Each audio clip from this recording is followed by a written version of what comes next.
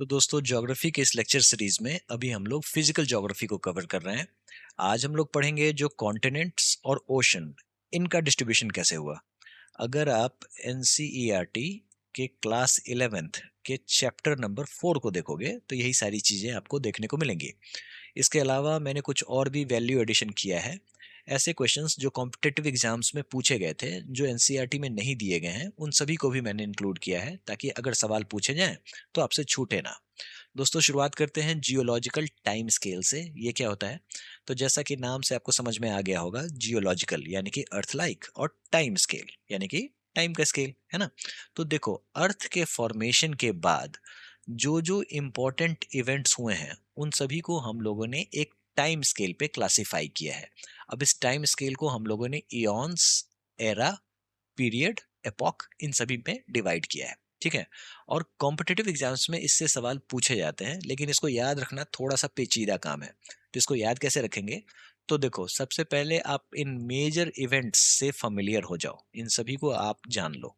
कैसे जानोगे? तो जैसे जैसे लेक्चर आगे बढ़ेगा, ठीक है, तो ये सारी चीजें ऑटोमेटिकली फॉल होती चली जाएंगी। अब अगर आपने इन मेजर इवेंट्स के बारे में पढ़ लिया, ठीक है, तो फिर एक बार मैं इन सभी चीजों को इन पीरियड पे फिर से कंसोलिडेट कर दूंगा, तो चीजें ऑटोमेटिकली आपको समझ में आ जाएंगी। अब जैसा कि मैंने बताया, इसको याद रखना थोड़ा सा मुश्किल है, तो सबसे अच्छा तरीका ये है, जो डिफरेंट लेक्चर्स के दौरान मैं आपको ये टेबल दिखाता रहूंगा। और फिर क्या होगा? तो इस टेबल को देख देख के आप बोर हो जाओगे, आपको चीजें ऑटोमेटिकली याद हो जाएंगी। आज क्यों दिखा रहा हूँ इस टेबल को? तो इसलिए दिखा रहा हूँ क्योंकि याद करो, बिग बैंग कब हुआ था? तो 13.8 बिलियन ईयर्स अगो हुआ था। हमारे अर्थ का फॉर्मेशन कब हुआ था? तो 4.5 बिलियन ईयर्स अगो हुआ था, है ना। और इसके बाद हमारे अर्थ के एटमॉस्फेयर में, याद करो, ऑक्सीजन नहीं था। किसकी देन है? तो ब्लू ग्रीन एल्गी की देन है, जिसको यूनिसेलुलर बैक्टीरिया भी कहते हैं। अब आप कहोगे, जो सर ये एल्गी और बैक्टीरिया दोनों सेम कैसे हो सकते हैं? तो यहाँ पे गंगाधर ही शक्तिमान है। इसका मतलब ये हुआ, जो साइंटिस्ट जो थे ना, उनको शुरुआत में लगा था ये एल्गी है, बाद में पता चला ये यूनिसेलुलर बैक्टीरिया है, जिसको हम लोग सियानो बैक्टीरिया भी कहते हैं, थोड़ा सियाना है, ठीक है। तो यहाँ पे वही बात हो गई, मतलब इसको हम लोगों ने मिस्टेकनली समझ लिया था एल्गी है, तब से हम लोग इसको ब्लू ग्रीन एल्गी ही कहते आ रहे हैं, और है ये बैक्टीरिया। समझ में आ गया? अब यहाँ पे मैं आपको ये टेबल इसलिए दिखा रहा हूँ क्योंकि ओशन और कॉन्टिनेंट्स का फॉर्मेशन जो है वो प्री कैम्ब्रियन पीरियड में हुआ था। क्लियर है? इसके अलावा एक और चीज आप समझ लो, पर्मियन, ट्रियासिक, जुरासिक और क्रेटेशियस। बस आप एक बार मेरे साथ इसको पढ़ लो, आगे कहानी में ये काम आने वाला है। ठीक है, पढ़ लिया? बस अब इस टेबल का काम खत्म। एक चीज समझ लो, जो हमारे यहाँ कॉन्टिनेंट्स कितने हैं और ओशंस कितने हैं। देखो, टोटल हमारे यहाँ 7 कॉन्टिनेंट्स हैं। कॉन्टिनेंट्स का मतलब क्या हुआ? ये जो लैंड मास है ना, इसको हम लोग कॉन्टिनेंट्स कहते हैं। और हमारे यहाँ ओशन कितने हैं? तो 5 ओशन है। ओशन मतलब ये पानी वाला जो है ना, समंदर, बस यही है। कौन कौन से कॉन्टिनेंट्स हैं? तो north America, Europe, Asia. Europe और एशिया के बीच में यहाँ पे डिवीजन है, ठीक है। उसके बाद ऑस्ट्रेलिया। कहीं कहीं ऑस्ट्रेलिया की जगह आपको ओशेनिया लिखा हुआ दिख जाएगा। अब ये क्या होता है? तो देखो, ओशेनिया का मतलब ये हुआ, जो ये Australia country, not continent, country plus New Zealand plus यहाँ पे कुछ आइलैंड्स हैं, उन सभी को मिला के ओशेनिया बना लिया गया है। ठीक है। तो कहीं कहीं आपको ऑस्ट्रेलिया दिख जाएगा, कहीं कहीं ओशेनिया दिखेगा, तो कंफ्यूज नहीं होना है। ठीक है। इसके अलावा अफ्रीका, नीचे एंटार्क्टिका, ठीक है, और यहाँ पे साउथ अमेरिका। Total 7 continents. अब हमारे यहाँ ओशन कितने हैं? तो शुरुआत करते हैं हम लोग पैसिफिक ओशन से। देखो कितना बड़ा है, ये सबसे बड़ा ओशन है ये, यहाँ से यहाँ तक, और इधर भी आ जाओ, यहाँ से यहाँ तक। ठीक है, ये सारा का सारा पैसिफिक ओशन है। उसके बाद आ जाओ यहाँ पे इंडियन ओशन। इंडियन ओशन एकमात्र ऐसा ओशन है जो किसी कंट्री के नाम पे है। किस कंट्री के नाम पे है? तो इंडिया के नाम पे है ना। इसके अलावा ये रहा आपका अटलांटिक ओशन। बहुत इंपॉर्टेंट है, आपको ये समझना होगा, ठीक है, क्योंकि अटलांटिक ओशन जो है ये आपको कहानी में आज बार बार आने वाला है। ठीक है। इसके अलावा नीचे आ जाओ, सदर्न ओशन, और ऊपर है आर्कटिक ओशन। ठीक है। इतना आपने समझ लिया, तो ओशन और कॉन्टिनेंट्स आपने समझ लिए। 7 कॉन्टिनेंट्स एंड 5 ओशंस। अब ऐसा है, जो हमें समझना होगा, जो कितना अर्थ का सरफेस जो है वो कॉन्टिनेंट्स है और कितना अर्थ का सरफेस ओशन है। तो 29% अर्थ का सरफेस है कॉन्टिनेंट्स और 71% अर्थ का सरफेस है ओशंस। क्लियर है? आगे बढ़ते हैं। अब ऐसा है, जो पहले जो ये कॉन्टिनेंट्स थे ना, ये इस तरीके से बिखरे हुए नहीं थे, ये एक ही जगह पे थे, ठीक है? और बाद में इनका बिखराव हुआ। अब सवाल ये उठता है, जो क्या आगे भी ये बिखराव होगा? बिल्कुल होगा, ठीक है? अब ये सवाल उठता है, जो पहले इनकी पोज़ीशन क्या थी और ये कैसे बदल गई? बहुत इंपॉर्टेंट बात है। तो इसको समझने के लिए हमें समझना होगा कॉन्टिनेंटल ड्रिफ्ट थ्योरी, यानी कि कॉन्टिनेंट्स जो हैं, वो पहले एक जगह थे, अब ये बाद बाद में इस तरीके से ड्रिफ्ट होके अलग-अलग हो गए, ड्रिफ्टेड अपार्ट, ठीक है? तो शुरुआत में एक बंदा था जिनका नाम था अब्राहम ऑर्टेलियस। इनका काम क्या था? तो इनका काम था मैप बनाना, और ये पहले ऐसे व्यक्ति थे जिन्होंने मॉडर्न एटलस बनाया था, ठीक है? और इसका नाम इन्होंने ने दिया था थिएटर ऑफ द वर्ल्ड। ये आप देख रहे हो, ये वर्ल्ड एक तरीके का थिएटर है। तो इन्होंने एक बात गौर की, जो एक कॉन्टिनेंट और दूसरे कॉन्टिनेंट के बीच में कोस्ट लाइन में एक तरीके की सिमिलैरिटी देखने को मिलती है, ठीक है? उसके बाद इनको क्लू मिल गया, किनको? वेजनर साहब को। इनका नाम है एल्फ्रेड वेजनर। इन्होंने ही दिया था द कॉन्टिनेंटल ड्रिफ्ट थ्योरी, जो यहाँ से हम लोग शुरुआत करने जा रहे हैं। कॉन्टिनेंटल ड्रिफ्ट थ्योरी से सवाल कॉम्पिटेटिव एग्जाम्स में पूछे जाते हैं, ठीक है? तो ये आपको पता होना चाहिए। एक और सवाल पूछा जाता है, जो एल्फ्रेड वेजनर जो है वो करते क्या थे? तो ये थे आपको मीटियोरोलॉजिस्ट, यानी कि हिंदी में कहें तो मौसम वैज्ञानिक थे। ये मौसम वैज्ञानिक, और इन्होंने कॉन्टिनेंटल ड्रिफ्ट थ्योरी दिया था। इनका ये मानना था, जो कॉन्टिनेंट्स जो थे ना, वो पहले एक ही जगह थे, बाद में ये धीरे धीरे ड्रिफ्ट होके अलग अलग आपको कॉन्टिनेंट्स बने। पहले ये एक ही लैंड मास हुआ करता था, और इसके लिए इन्होंने एक किताब भी लिख दी थी, the origin of continents and ocean. ये भी कभी कभी पूछ देते हैं, ठीक है? और ये सारी कहानी कब की है? तो 1912 की है। तो इन्होंने कॉन्टिनेंटल ड्रिफ्ट थ्योरी कब दिया था? तो 1912 में दिया था, ठीक है? तो इनका बस इतना ही कहना था, जो पहले जितने भी कॉन्टिनेंट्स थे वो पहले सिंगल कॉन्टिनेंटल मास हुआ करते थे, और एक मेगा ओशन हुआ करता था। ये जो कॉन्टिनेंटल मास था, इसको कहा गया था पैंजिया, ठीक है? और ये जो सिंगल ओशन जो आपको दिख रहा है, मेगा ओशन दिख रहा है, इसको कहते थे पैंथलासा, ठीक है? कब की बात है? तो 200 मिलियन ईयर्स अगो, ठीक है? अब ब्रेकअप के बारे में बात कर लेते हैं, जो कैसे ये ब्रेक होके ड्रिफ्ट होना शुरू हुआ। तो पहला जो स्प्लिट था, उसको हम लोग कहते हैं पैंजिया का दो भागों में बट जाना, एक लॉरेशिया और दूसरा गोंडवाना लैंड, ठीक है? कौन से पीरियड की बात हो रही है? तो ट्रियासिक, इसीलिए मैंने आपको जियोलॉजिकल टाइम स्केल दिखाया था। पर्मियन, ट्रियासिक, जुरासिक और क्रिटेशियस, यही चार चीज मैंने आपको बताया था, है ना? तो यहाँ पे देखो, पर्मियन पीरियड के समय में ये एक लैंड मास हुआ करता था, पैंजिया। फिर बाद में ये टूटा, दो भागों में बट गया, ऊपर था लोरेशिया और नीचे है गोंडवाना लैंड। अब कभी कभी कॉम्पिटेटिव एग्जाम्स में पूछ देते हैं, जो लोरेशिया का कौन कंट्री पार्ट था और गोंडवाना का कौन कंट्री पार्ट था। अभी देख लेते हैं। देखो, लॉरेशिया का पार्ट था नॉर्थ अमेरिका, यूरोप और एशिया, जैसा कि आप यहाँ पे मैप में देख सकते हो, ठीक है? ऐसे ऐसे टूटता गया, तो ऊपर वाला पार्ट जो है वो लॉरेशिया हो गया, नीचे वाला पार्ट जो था वो गोंडवाना लैंड हो गया था, ठीक है? अब सवाल ये उठता है, जो गोंडवाना लैंड का कौन कौन सा पार्ट था? तो ये जो सदर्न हेमिस्फेयर में कुछ कंट्रीज हैं, जैसे south America, Africa, India, Australia और एंटार्क्टिका। अब आप ये कहोगे, सर ये इंडिया सदर्न हेमिस्फेयर में क्या करने लग गया, ठीक है? तो दोस्तों, यहाँ पे देखो इंडिया का मूवमेंट कैसे हुआ।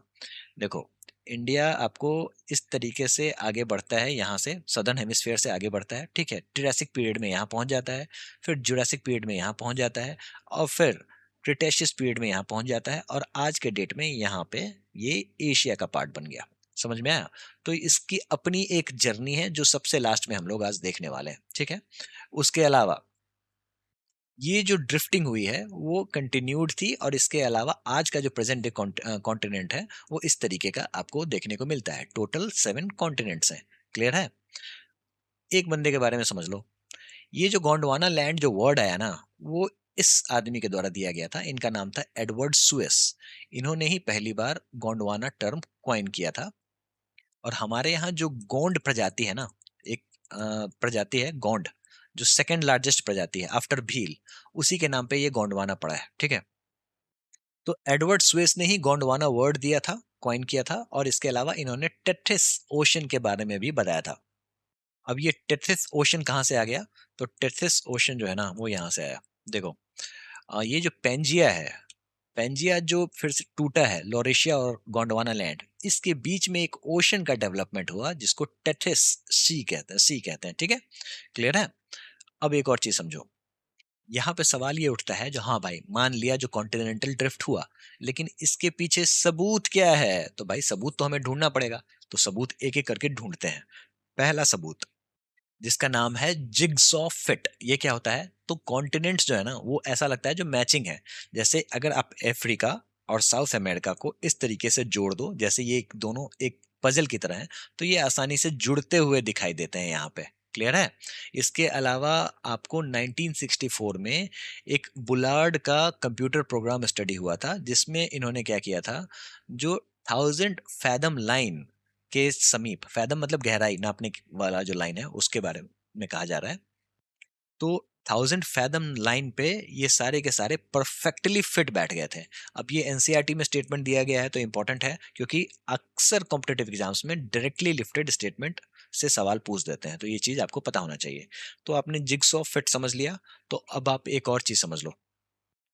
जो ये आपको साउथ अमेरिका है और अफ्रीका, जो यहाँ पे जिग्स ऑफ फिट तो हो ही जा रहा है, इसके अलावा ये जो रॉक्स है ना, ये दोनों, ठीक है, यहाँ पे जो बॉर्डर पे हैं, ये एक ही पीरियड के हैं। ठीक है, यानी कि 2000 मिलियन ईयर्स ओल्ड थे रॉक, और एक ही पीरियड के थे, तो मैच कर रहे थे, ये सारे के सारे रॉक जो हैं वो मैच कर रहे थे। ठीक है, तो ऐसा लग रहा है जो ये एक ही लैंड मास पहले था। इसके अलावा इस बीच के यहाँ जो आप अभी समंदर देख रहे हो, तो यहाँ पे जो भी मरीन डिपॉजिट है ना, उसको पता किया गया जो उस किस एज का है, तो पता चला जो ये जुरासिक एज से पुराना नहीं है, यानी कि जुरासिक एज से पहले ये सारे के सारे एक ही लैंड मास हुआ करते थे। क्लियर है? तो दो थ्योरी आ गई, एक थी जिग्सॉफिट और दूसरा था सेम एज अक्रॉस ओशन। तीसरा क्या है? तो ये है टिलाइट ग्लेशियल एविडेंस। देखो, इस बार का जो एडिक्विटी पैटर्न से जो सवाल पूछे जाते हैं ना, वो सिंपल ऐसे ही पूछ देंगे, जो टिलाइट क्या होता है। ठीक है, तो देखो टिलाइट क्या होता है, तो ये एक तरीके का सेडिमेंट्री रॉक होता है, जो कि ग्लेशियर के डिपॉजिट्स के कारण तैयार होता है। अब इसको समझ लो कैसे होता है। जैसे मान लो ये पत्थर है, ये पहाड़ है, अब यहाँ पे बर्फ पड़नी शुरू हुई। अब बर्फ का क्या है ना कंडीशन, ठीक है, जब तक ये पानी रहेगा तो इसकी डेंसिटी जो है वो ठीक है। जैसे ही ये बर्फ जमा तो इसकी डेंसिटी जो है वो कम हो गया और ये एक्सपैंड हो गया। और एक्सपैंड हो जाने के कारण क्या होता है ना, ये पत्थरों में क्रैक क्रिएट कर देता है और यहाँ पे इरोजन शुरू हो जाता है, जिसको हम लोग कहते हैं ग्लेशियल इरोजन। और जैसे ये इरोजन हुआ तो ये धीरे धीरे नीचे आके सेटल होना शुरू होता है, और इसके बाद एक इरोजन, दो इरोजन, तीन इरोजन, चार इरोजन, इस तरीके से ये सेडिमेंट तैयार होता है। ठीक है, और कुछ समय बाद जाके ये सेडिमेंट्री रॉक कन्वर्ट हो जाता है। और टिलाइट जो है वो एक तरीके का सेडिमेंट्री रॉक है, जो कि ग्लेशियर के डिपॉजिट से तैयार होता है। ठीक है, अब ये टिलाइट आपको कहाँ कहाँ देखने को मिल रहा है? तो देखो यहाँ पे इंडिया का जो ये पूरा का पूरा रीजन है ना, यहाँ पे आपको ये टिलाइट दिख जाएगा। इसके अलावा अफ्रीका का इस यहाँ पे रीजन में दिख जाएगा, साउथ अमेरिका में दिख जाएगा, पूरा का पूरा एंटार्क्टिका में दिख जाएगा, ऑस्ट्रेलिया में भी कुछ दिख जाएगा। तो इससे इससे पता चलता है जो ये पूरा का पूरा एरिया जो है ना, पहले यहाँ पे ग्लेशियर्स हुआ करते थे और ये सारे के सारे एक ही लैंड मास का पार्ट थे। तो आपने तीन थ्योरी देख ली। एक तो आपने देख लिया जिग्सॉ फिट, दूसरा आपने देखा जो किस तरीके से रॉक जो है वो सिमिलर दिख रहे हैं, इसका मतलब ये हुआ जो एक ही लैंड मास का पार्ट थे। और तीसरा है टिलाइट, यानी कि ग्लेशियल एविडेंस। चौथा क्या है? तो प्लेसर डिपॉजिट, यानी कि गोल्ड। अब इसका मतलब क्या हुआ? देखो, ये पहाड़ है, अब इस पे यहाँ पे ना मान लो ये पहाड़ पे मिनरल्स आ गए हैं। कहाँ से आ गए हैं? तो जमीन से ही निकल के एक समय के साथ ये वेंट जो है ना, वेन्स जिसको कहते हैं, ये रहा वेन। वेन यहाँ से निकलते निकलते यहाँ पे जमीन के नीचे से मिनरल्स आ गए हैं। अब ये बारिश होगी तो यहाँ से पानी इकट्ठा होगा, और यहाँ से धीरे धीरे धीरे ये मिनरल्स जो हैं वो इरोड होके नीचे पहुंचते चले जाएंगे और कहीं ना कहीं एक जगह डिपॉजिट होते लग जाएंगे, जिसको हम लोग कहते हैं प्लेसर डिपॉजिट। अब इसमें गोल्ड भी देखने को मिलते हैं। ठीक है, तो ऐसा देखा गया जो घाना में प्लेसर डिपॉजिट्स हैं, यहाँ पे गोल्ड मिल रहे हैं, लेकिन यहाँ का जो सोर्स वाला पत्थर है, ठीक है, जहाँ से ये डिपॉजिट होना शुरू हुआ था, वो है ब्राजील में। तो इसका मतलब ये हुआ जो कभी ना कभी ब्राजील और घाना जो है वो एक ही लैंड मास का पार्ट हुआ करता था। ठीक है, तो ये था आपका क्लू नंबर 4। क्लू नंबर 5 बहुत इंपॉर्टेंट है, फॉसिल्स के बारे में समझ लेते हैं। देखो, फॉसिल्स में भी बहुत ज़्यादा सिमिलैरिटी देखने को मिला था। जैसे मान लो ये क्या है, तो ये है लीमर। लीमर आपको इंडिया में भी मिलता है, मेडागास्कर में भी मिलता है, अफ्रीका में भी मिलता है। ठीक है, तो इसका मतलब ये हुआ जो कहीं ना कहीं ये सारे के सारे एक ही लैंड मास का पार्ट हुआ करते थे। जैसे इस एरिया में लीमर मिला करता था, ठीक है। इसी के अलावा एक और चीज देखो, जो मेजोसॉरस, ये क्या है, तो एक तरीके का रेप्टाइल है जो कि साउथ अफ्रीका और ब्राजील में ही देखने को मिलता था। अब तो ये एक्सटिंक्ट हो गया, लेकिन पहले जब मिलता था तो इस रेंज में ही मिलता था, ठीक है। उसके अलावा ये है ग्लासोप्टेरिस फर्न, ठीक है। एक तरीके का फर्न है। फर्न मतलब पहाड़ों पे इस तरीके का एक पौधा होता है ना, पेड़ होता है ना, उसी को हम लोग फर्न कहते हैं, ठीक है। अब ये कहाँ कहाँ मिलता है? ऑस्ट्रेलिया में, अंटार्कटिका में, इंडिया में, अफ्रीका में, साउथ अमेरिका में, इस तरीके से इसका डिस्ट्रीब्यूशन है, ठीक है। तो इससे समझ में आता है ये कभी न कभी एक ही लैंडमार्क्स का पार्ट हुआ करता था।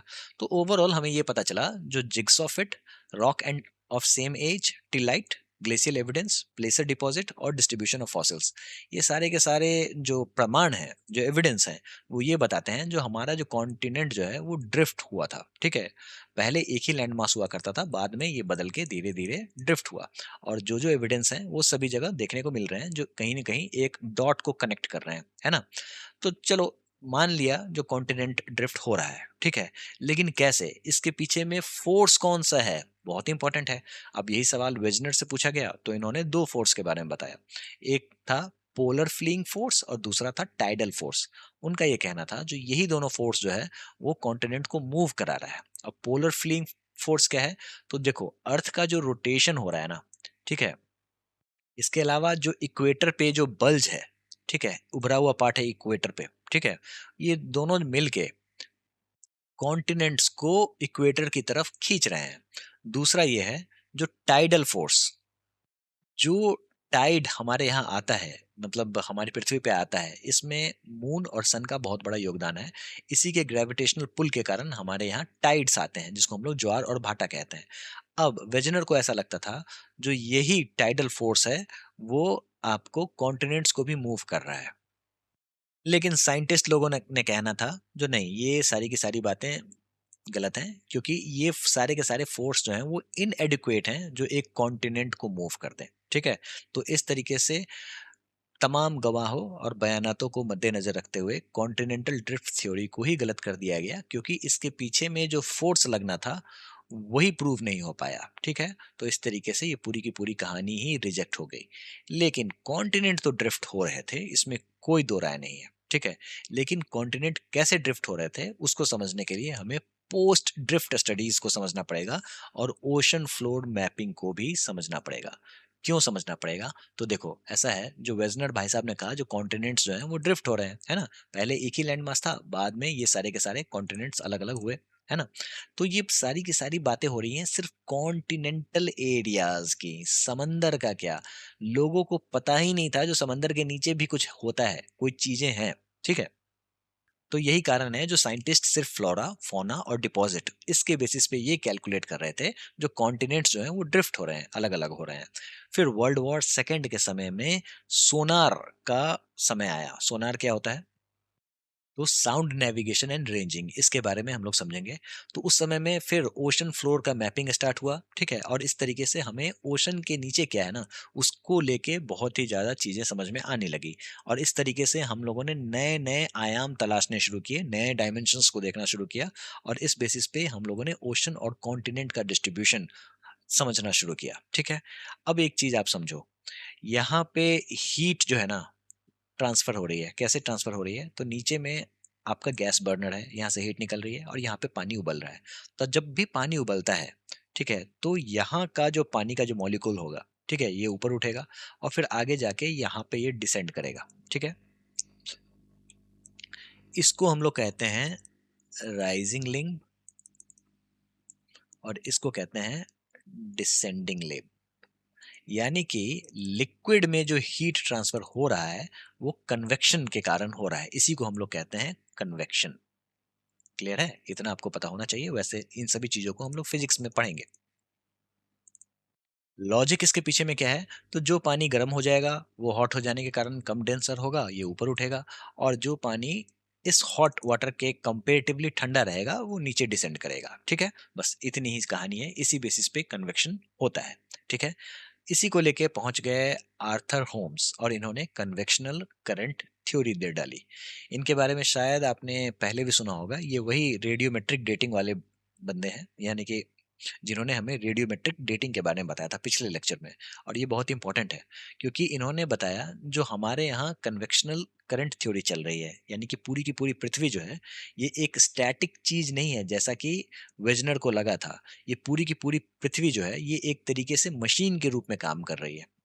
इनका ये कहना था जो मेंटल जो है वो लिक्विड है, और ये लिक्विड जो है वो आपको कन्वेक्शन मॉडल को फॉलो करता है, और इससे कन्वेक्शनल करंट डेवलप होती है, और यही कॉन्टिनेंटल ड्रिफ्ट का कारण बन रही है।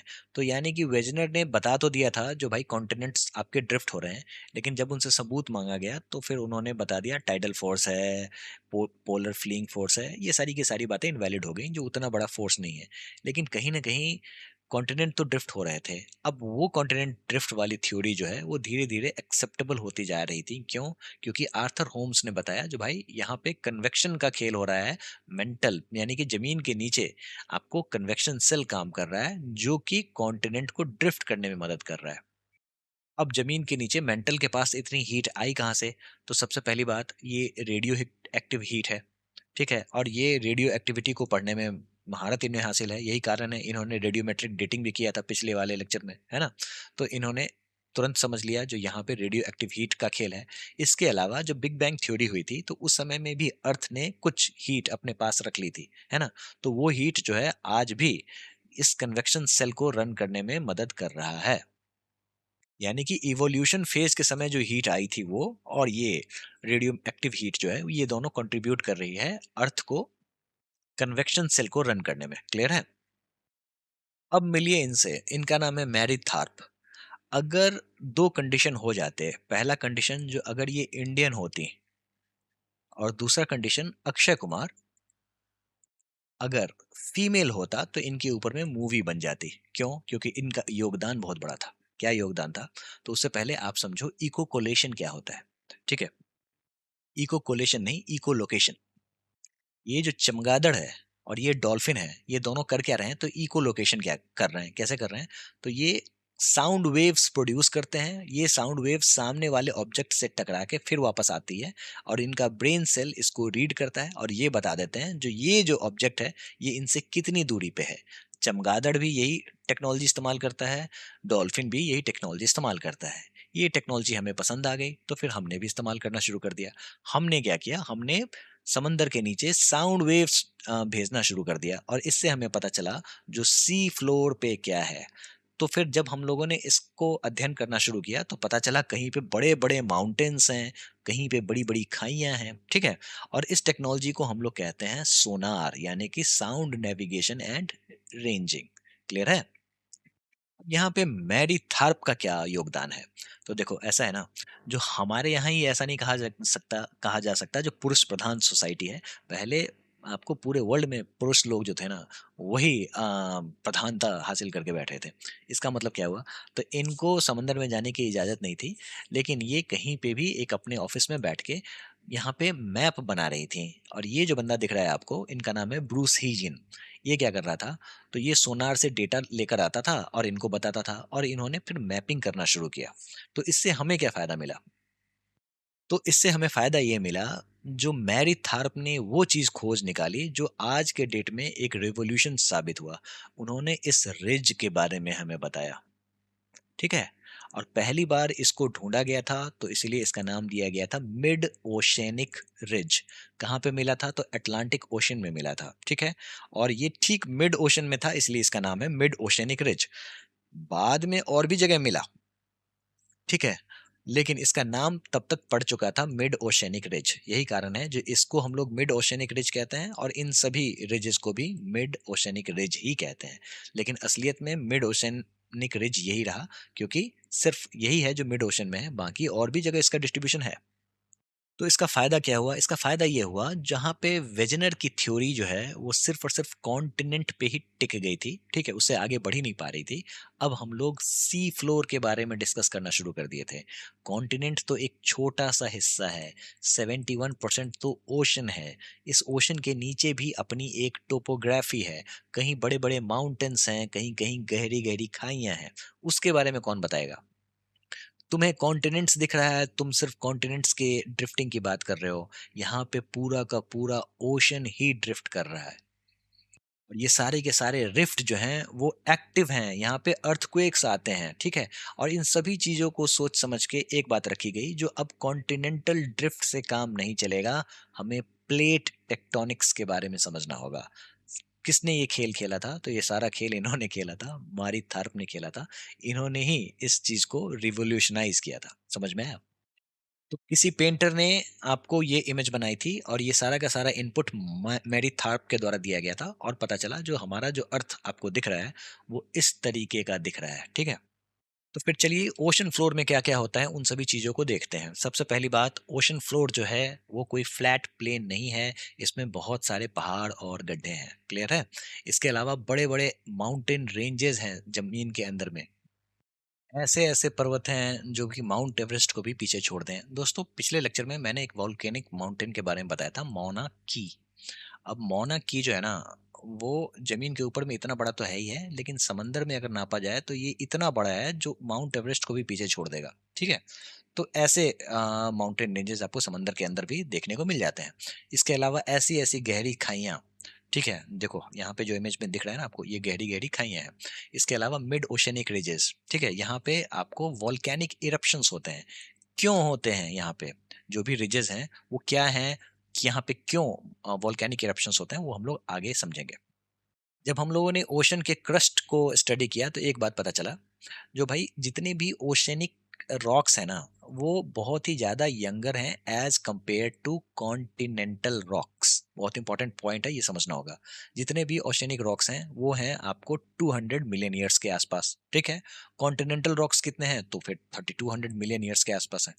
क्यों है ऐसा? Question number one. दूसरा, ये जो मिड ओशनिक रिज हम लोगों ने बात की थी वो क्या है? तो देखो ऐसा है, जो समंदर के नीचे से लावा निकला, ऊपर आया, ठंडा हुआ, और इस तरीके से इसने रिज बनाना शुरू किया, ठीक है। इस तरीके का रिज बनाना शुरू किया, और इसको अगर अच्छे से डायग्राम बनाया जाए तो इस तरीके से मान लो ये क्रस्ट हो गया। ये है आपका मेंटल, ठीक है। यहाँ से कन्वेक्शन लगा, कन्वेक्शन सेल, ठीक है, और इसने क्या किया, इस क्रस्ट में ब्रेक क्रिएट किया। अब यहाँ से लावा निकला, और लावा इस तरीके से गिरना शुरू हुआ। लावा ठंडा हुआ और इस तरीके से इसने रिज बनाना शुरू किया, ठीक है। अब ये जो रिज बन रहा है, ठीक है, सेम एज का बन रहा है, सेम कंपोजिशन है, और यहाँ पे मैग्नेटिक प्रॉपर्टीज भी देखने को मिलती है। मैग्नेटिक प्रॉपर्टीज में क्या है, जो अगर मान लो इस वाले रिज, ये जो रिज है, ठीक है, इसकी पोलैरिटी इस तरीके की है, ठीक है, तो ठीक बगल वाले की पोलैरिटी इस तरीके की होगी, और उसके ठीक बगल वाले की ऐसी होगी। मतलब ऑल्टरनेट नहीं है, लेकिन इसमें वेरिएशन देखने को मिला था। अब ये वेरिएशन आया कैसे? तो दोस्तों याद करो, पिछले लेक्चर में मैंने एक छोटा सा बात बताया था जिसको कहते थे मिलानकोविच साइकिल। इसका मतलब ये था, जो हमारा अर्थ का जो मैग्नेटिक फील्ड है ना, वो कभी कभी रिवर्स भी हो जाता है, और इसको रिवर्स होने में लाखों साल लग जाते हैं। यहाँ भी जो ये रिज क्रिएशन हो रहा है, ये एक दिन का खेल नहीं है, इसको होने में भी लाखों साल लग जाते हैं। तो जिस समय में जो भी अर्थ का मैग्नेटिक फील्ड होता है, ठीक है, तो जब ये रिज का फॉर्मेशन हो रहा होता है, उस समय में ये आपको मैग्नेटिक फील्ड के हिसाब से इसकी मैग्नेटिक प्रॉपर्टी जो है अलाइन हो जाती है। अगर मान लो अर्थ का मैग्नेटिक फील्ड है वो इस तरीके का है, ठीक है, यहाँ पे नॉर्थ, इधर साउथ, तो यहाँ पे पहले जो लावा निकलेगा, जब तक ये ठंडा होगा, इसके अंदर में जो मैग्नेटिक पोलैरिटी आएगी वो इस तरीके से नॉर्थ साउथ आ जाएगी। और अगर ये पलट गया, मान लो साउथ हो गया या फिर नॉर्थ हो गया, अब ये रिज आगे बढ़ जाएगा, क्योंकि ये एक तरीके से कन्वेयर बेल्ट की तरह काम करता है। अब यहाँ पे जो फिर से लावा निकलेगा वो अब साउथ और नॉर्थ के हिसाब से होगा। तो यानी कि जो भी रिज बन रहे हैं, एक तरफ नॉर्थ साउथ देखने को मिलेगा, दूसरी तरफ साउथ नॉर्थ देखने को मिलेगा। मतलब जिस समय में जो पोलैरिटी होगी अर्थ की, उसको वो कैप्चर कर लेता है। तो समझ में आया? तो आपने मैग्नेटिक पैटर्न्स को भी समझ लिया, जो नॉर्मल और रिवर्स स्ट्रिप्स हुआ करते थे, ठीक है। अब एक और चीज आपको समझना होगा, जो कॉन्टिनेंट्स और ओशन दोनों के थिकनेस में अंतर था। क्यों अंतर था, वो भी हमें समझना होगा। अगर हम लोग थिकनेस को आधार मान लें तो एक बात तो समझ में आती है, जो या तो ये ओशंस जो हैं वो नए हैं या फिर कॉन्टिनेंट्स नए हैं। लेकिन यहाँ पे कॉन्टिनेंट्स जो है वो उसका 3200 मिलियन ईयर्स का लाइफ है। यहाँ पे ओशन का जो क्रस्ट है वो आपको 200 मिलियन ईयर्स तक का है। तो क्या कहानी चल रही है, ये आपको कॉन्टिनेंटल रॉक्स जो हैं वो इतने पुराने क्यों हैं, ये कॉन्टिनेंटल क्रस्ट जो है वो इतने पुराने क्यों हैं, वो आगे भी आपको समझ में आएगा। इसके अलावा आपको अर्थक्वेक्स के भी डेप्थ नापे गए। देखो पिछले लेक्चर में हम लोगों ने पढ़ा था जो अर्थक्वेक आता है जहाँ पे फॉल्ट होता है, तो इस फॉल्ट का जो पॉइंट होता है इसको हम लोग कहते हैं फोकस यानी कि हाइपोसेंटर। और ये जब ऊपर आता है जिस सरफेस पे यहाँ पे पहली बार फील होता है इसको हम लोग कहते हैं एपिसेंटर, है ना। तो अब कहीं कहीं ये फोकस बहुत ही डीप था और कहीं कहीं शैलो था। तो पता चला जो अर्थक्वेक जो हमारे यहाँ आते हैं ना उसके दो डेप्थ देखे गए हैं। जो भी ट्रेंचेस जो भी खाइयाँ थी वहाँ पे डीप सीटेड था, और जहाँ पे मिड ओशनिक रिजेस था जिस तरीके से लावा निकल रहा है, ठीक है, वहाँ पे शैलो था। अब इसके बारे में हम लोग आगे समझेंगे। तो आपने एक चीज समझ लिया, जो कहाँ हम लोगों ने कहानी शुरू की थी कॉन्टिनेंटल ड्रिफ्ट पे, अब धीरे धीरे हम लोग प्लेट टेक्टोनिक्स पे मूव हो रहे थे। मतलब सिर्फ कॉन्टिनेंट यानी कि लैंड मास पे ही बात नहीं रुकेगी, हमें ओशन के फ्लोर को भी समझना होगा। तो सबसे पहले हम लोगों ने देखा था कॉन्टिनेंटल ड्रिफ्ट थ्योरी, फिर हमें पता चला जो भाई ऐसा है, जो यहाँ पे आपको आर्थर होम्स ने बताया जो यहाँ पे कन्वेक्शन सेल काम कर रहा है। तो फिर हम लोगों ने मेंटल के कन्वेक्शन को स्टडी किया। फिर हम लोगों को डेटा मिला सी फ्लोर स्प्रेडिंग का, यहाँ पे मैरी थार्प का योगदान था। फिर धीरे धीरे हम लोग अब कहानी जो है वो मॉडर्न प्लेट टेक्टोनिक थ्योरी पे मूव होती जा रही है, ठीक है। अब जरा ओशन फ्लोर के कॉन्फ़िगरेशन को समझ लेते हैं। ठीक है, देखो ये ओशन की बनावट आपको इस तरीके की देखने को मिलती है। पहले लगता था जो इस तरीके का प्लेन होगा, नहीं ऐसा नहीं है, इस तरीके की बनावट है। अब एक एक करके चीजों को समझते हैं। कॉम्पिटेटिव एग्जाम्स में सवाल जो भी पूछे जाते हैं वो मैं आपको पॉइंट आउट करता हुआ चलूंगा, ठीक है। सबसे पहले आपको दिखेगा कॉन्टिनेंटल मार्जिन। अब कॉन्टिनेंटल मार्जिन के कुछ पार्ट हैं। पार्ट है आपका कॉन्टिनेंटल शेल्फ। जब आप समंदर में पैर रखोगे ना तो समझो आप कॉन्टिनेंटल शेल्फ पे पैर रख रहे हो, ठीक है। तो यानी कि इसका जो ग्रेडियंट है वो 1 डिग्री और लेस होता है, ठीक है। एवरेज विड्थ जो होता है वो 70 किलोमीटर का होता है, ठीक है। अब ये पूछा हुआ सवाल है नो डाउट, लेकिन इतना याद रखने की जरूरत नहीं है, एक या दो बार रिवाइज कर लोगे काम चल जाएगा, ठीक है। कॉन्टिनेंटल शेल्फ जो है वो 7.5% ओशन के बॉटम को कैप्चर करता है। सबसे इंपॉर्टेंट पॉइंट ये है जो यहाँ पे आपको मरीन लाइफ का डिपॉजिट होता है, इसी कारण से यहाँ पे पेट्रोलियम और नेचुरल गैस देखने को मिलता है, ठीक है। तो ये इंपॉर्टेंट है।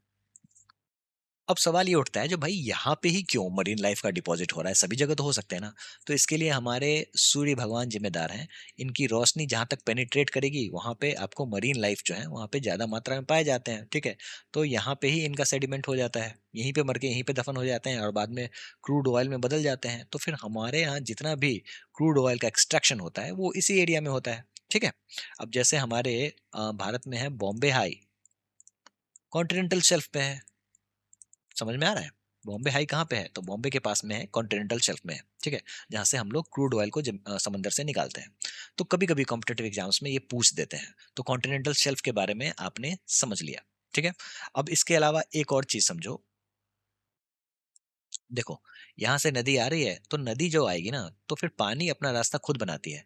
तो इसने क्या किया है, इस तरीके से कॉन्टिनेंटल को इसने कॉन्टिनेंटल शेल्फ को इस तरीके से काट दिया है, ठीक है। तो यहाँ पे आपको कैनियन भी देखने को मिलेंगे, कभी कभी कॉम्पिटेटिव एग्जाम्स में पूछ देंगे, ठीक है।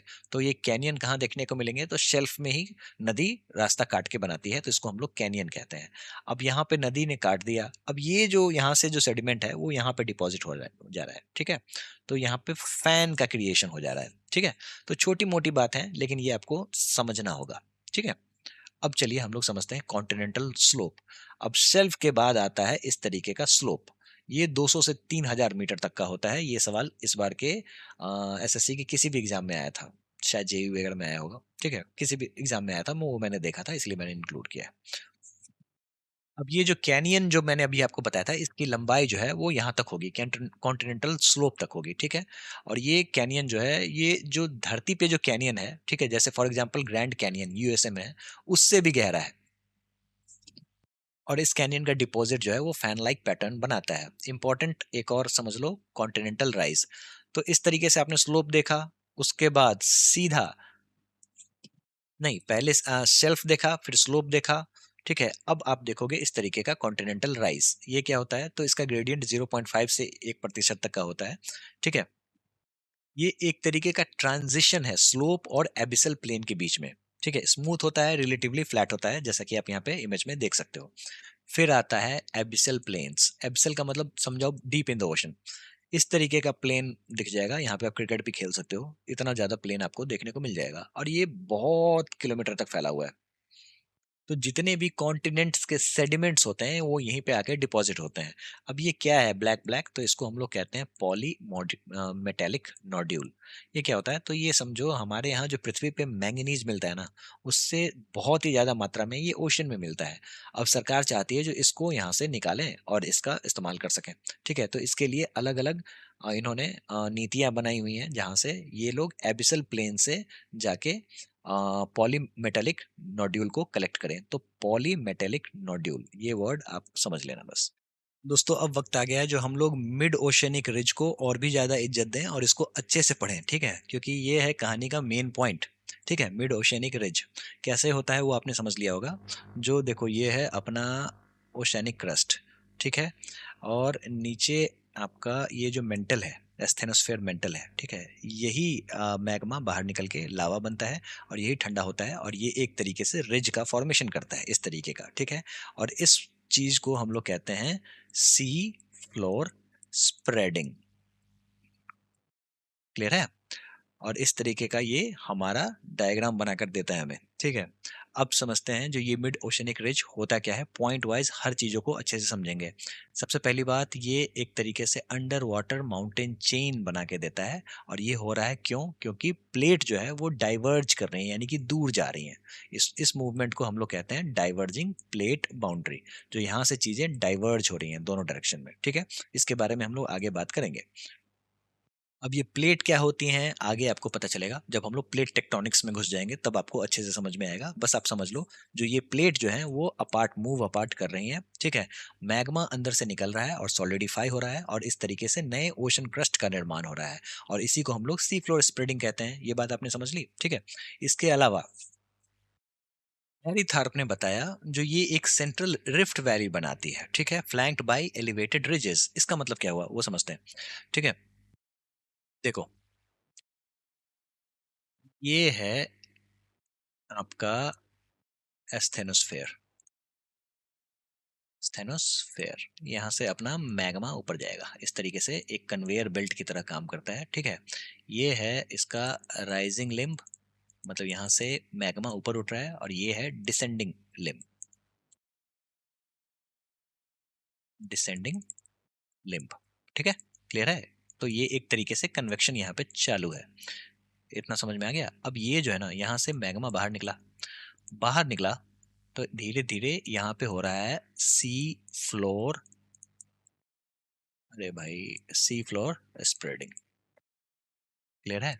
अब यहाँ पे मान लो लैंड मास है, यहाँ पे लैंड मास है, क्या होगा इनका, तो ये एक दूसरे से दूर जाएंगे, तो ये एक तरीके का वैली क्रिएट हो गया। ठीक है, भले ये समंदर में हो रहा है, ये सारा खेल मान लो अटलांटिक ओशन में हो रहा है जो मैरी थार्प ने देखा, तो धीरे धीरे ये सी फ्लोर स्प्रेडिंग हो रहा है, तो ये एक तरीके से रिफ्ट भी तो क्रिएट कर रहा है ना। तो इसी के बारे में मैरी थार्प बात कर रही है, इसी को हम लोग कहते हैं सेंट्रल रिफ्ट वैली। ठीक है, इसके अलावा यही रिफ्ट वैली जो है ये एक लार्जेस्ट माउंटेन सिस्टम बनाता है ऑन अर्थ, जो कि 70,000 किलोमीटर तक लंबा हो सकता है। एग्जाम्पल के बारे में बात करें तो मैरी थार्प ने मिड अटलांटिक रिज के बारे में बात की थी, फिर बाद में हमें पता चला जो ये ऐसा ही सब कुछ ईस्ट पैसिफिक राइज में भी देखने को मिला था। ठीक है, तो फिर इस ओशन के बारे में जब हम लोगों ने चीज़ों को पढ़ा तो हमें हम लोगों को कुछ कुछ चीज़ें समझ में आई। सबसे पहली बात अब हमें समझ में आया जो सिर्फ कॉन्टिनेंटल ड्रिफ्ट से काम नहीं चलेगा, हमें इसको ओशियनिक एविडेंस से जोड़ कर देखना है। ठीक है, इसके अलावा अब हम लोग बात करेंगे प्लेट प्लेट टेक्टोनिक्स की, क्योंकि इस पहले बात कर रहे थे सिर्फ कॉन्टिनेंटल ड्रिफ्ट की, अब प्लेट्स कैसे मूव करती हैं उसके बारे में हम लोग बात करेंगे। ठीक है, और इससे एसोसिएटेड जो भी अर्थक्वेक्स हैं और वोल्केनिक एक्टिविटीज़ हैं वो भी हमें जानकारी मिली। ठीक है, इसके अलावा हमें दिखा डीप ओशनिक ट्रेंचेस, इतनी गहरी गहरी खाइयां। सबसे गहरा कौन सा है, तो मारियाना ट्रेंच है।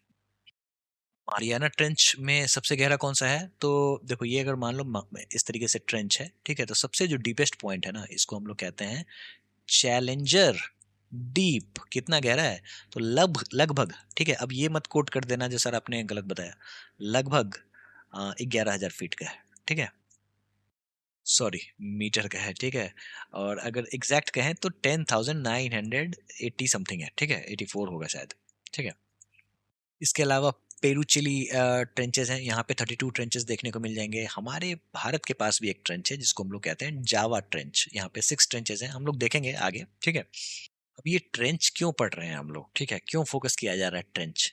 तो देखो ऐसा है, ये जितने भी ट्रेंचेस है ना, वहाँ पे वॉल्केनोज और स्ट्रॉन्ग अर्थक्वेक के सबूत मिले हैं, ठीक है।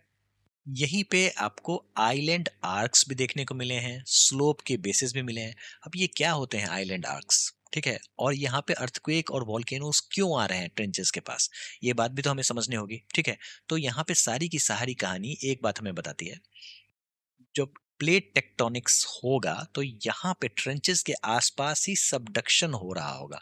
मतलब जो प्लेट यहाँ पे क्रिएट तो हो रही है, लेकिन कहीं ना कहीं तो घुस तो रही होगी, अदरवाइज हमारा अर्थ फूलता चला जाएगा, है ना, बड़ा होता चला जाएगा। तो यहाँ पे जो प्लेट है वो जमीन के अंदर घुस भी रही होंगी, जिसको हम लोग कहते हैं सबडक्शन। इसके बारे में हम लोग आगे बात करेंगे। तो अगर इस पूरे खेल को समझना होगा तो इस तरीके से आप यहाँ पे समझ लो। देखो पूरी कहानी यहाँ पे है। देखो ये है आपका ओशियनिक प्लेट, ये है आपका ओशियनिक प्लेट। इसमें से भारी वाला कौन सा है? तो भारी वाला ये है, इसीलिए ये नीचे भाग रहा है, ठीक है। अब ये आपको जमीन के अंदर घुस रहा है, इसके ऊपर ये आपका जो है ये बचा हुआ है, ये अंदर नहीं घुस रहा है, ठीक है। क्यों? क्योंकि ये हल्का होगा ओशियनिक प्लेट इसके कंपेरेटिवली। अब ये अंदर गया, तो अंदर जाने के बाद गर्मी बहुत ही ज्यादा है, यहाँ पे मिली इसको हीट। हीट होने के कारण क्या है, जो ये प्लेट है वो पिघल गया, और पिघल जाने के कारण इस तरीके से ये ऊपर आ रहा है। ऊपर आने के बाद यहाँ पे वॉल्केनिक आर्क बन रहा है। वॉल्केनिक आर्क क्या होता है? तो यहाँ पे वॉल्केनो बन गया, और यहाँ पे मैग्मा बाहर आ रहा है। और जिस तरीके से जलेबी बनाते हैं ना, ऐसे ऐसे गोल गोल तेल में डालते हैं, और जलेबी नीचे पहले जाती है फिर ऊपर आ जाती है, और इस तरीके से जलेबी का शेप होता चला जाता है। बस उसी तरीके से यहाँ पे ये इस तरीके की जलेबी बन रही है, ठीक है। और इसको हम लोग कहते हैं वॉल्केनिक आर्क। क्लियर है? समझ में आ गया? तो यहाँ पे पृथ्वी जो है वो एक तरीके की जलेबी बना रही है। तो यही कहानी है। अब इसको फिर से, इस बातों को एक बार फिर से देख लेते हैं। डीपेस्ट पार्ट में क्या हो रहा है, तो यहाँ पे मान लो दो प्लेट जो है, वो एक प्लेट जो है वो अंदर घुस जा रही है, एक ओशियनिक प्लेट जो है वो नीचे जा रही है। इसके ठीक ऊपर भी ओशियनिक की प्लेट है, यानी कि ऊपर में ओशन है, ठीक है। तो इस तरीके से ये जो प्लेट अंदर घुसी है वो हीट के कारण यहाँ से आपको मैग्मा में कन्वर्ट होकर ये मैग्मा बाहर आ रहा है, जो कि आइलैंड आर्क बना रहा है, ठीक है, यानी कि जलेबी बना रहा है। क्लियर है? अब यहाँ पे ये जो दो प्लेटें टकरा रही हैं, यहाँ पे होगा फ्रिक्शन। तो याद करो पिछले लेक्चर में यहाँ पे आपको स्ट्रॉन्ग अर्थक्वेक्स भी देखने को मिलते हैं। वॉल्केनो क्यों बन गया वो भी समझ में आ गया। अंदर से ये जो प्लेट अंदर घुसी है वही पिघल के ऊपर आई है, तो वो वॉल्केनो का रूप ले ली है, ठीक है। एक्स्ट्रा कुछ भी अंदर जाएगा पृथ्वी बाहर निकाल के फेंक देगा, ठीक है। तो वॉल्केनो बन रहा है यहाँ पे, ठीक है। एग्जाम्पल के लिए हमने सारी चीजें पढ़ ली, ठीक है। और ये भी समझ लिया जो यहाँ पे सबडक्शन हो रहा है, इसीलिए सबडक्शन जोन की सबूत जो है वो हमें यहाँ पे देखने को मिलते हैं।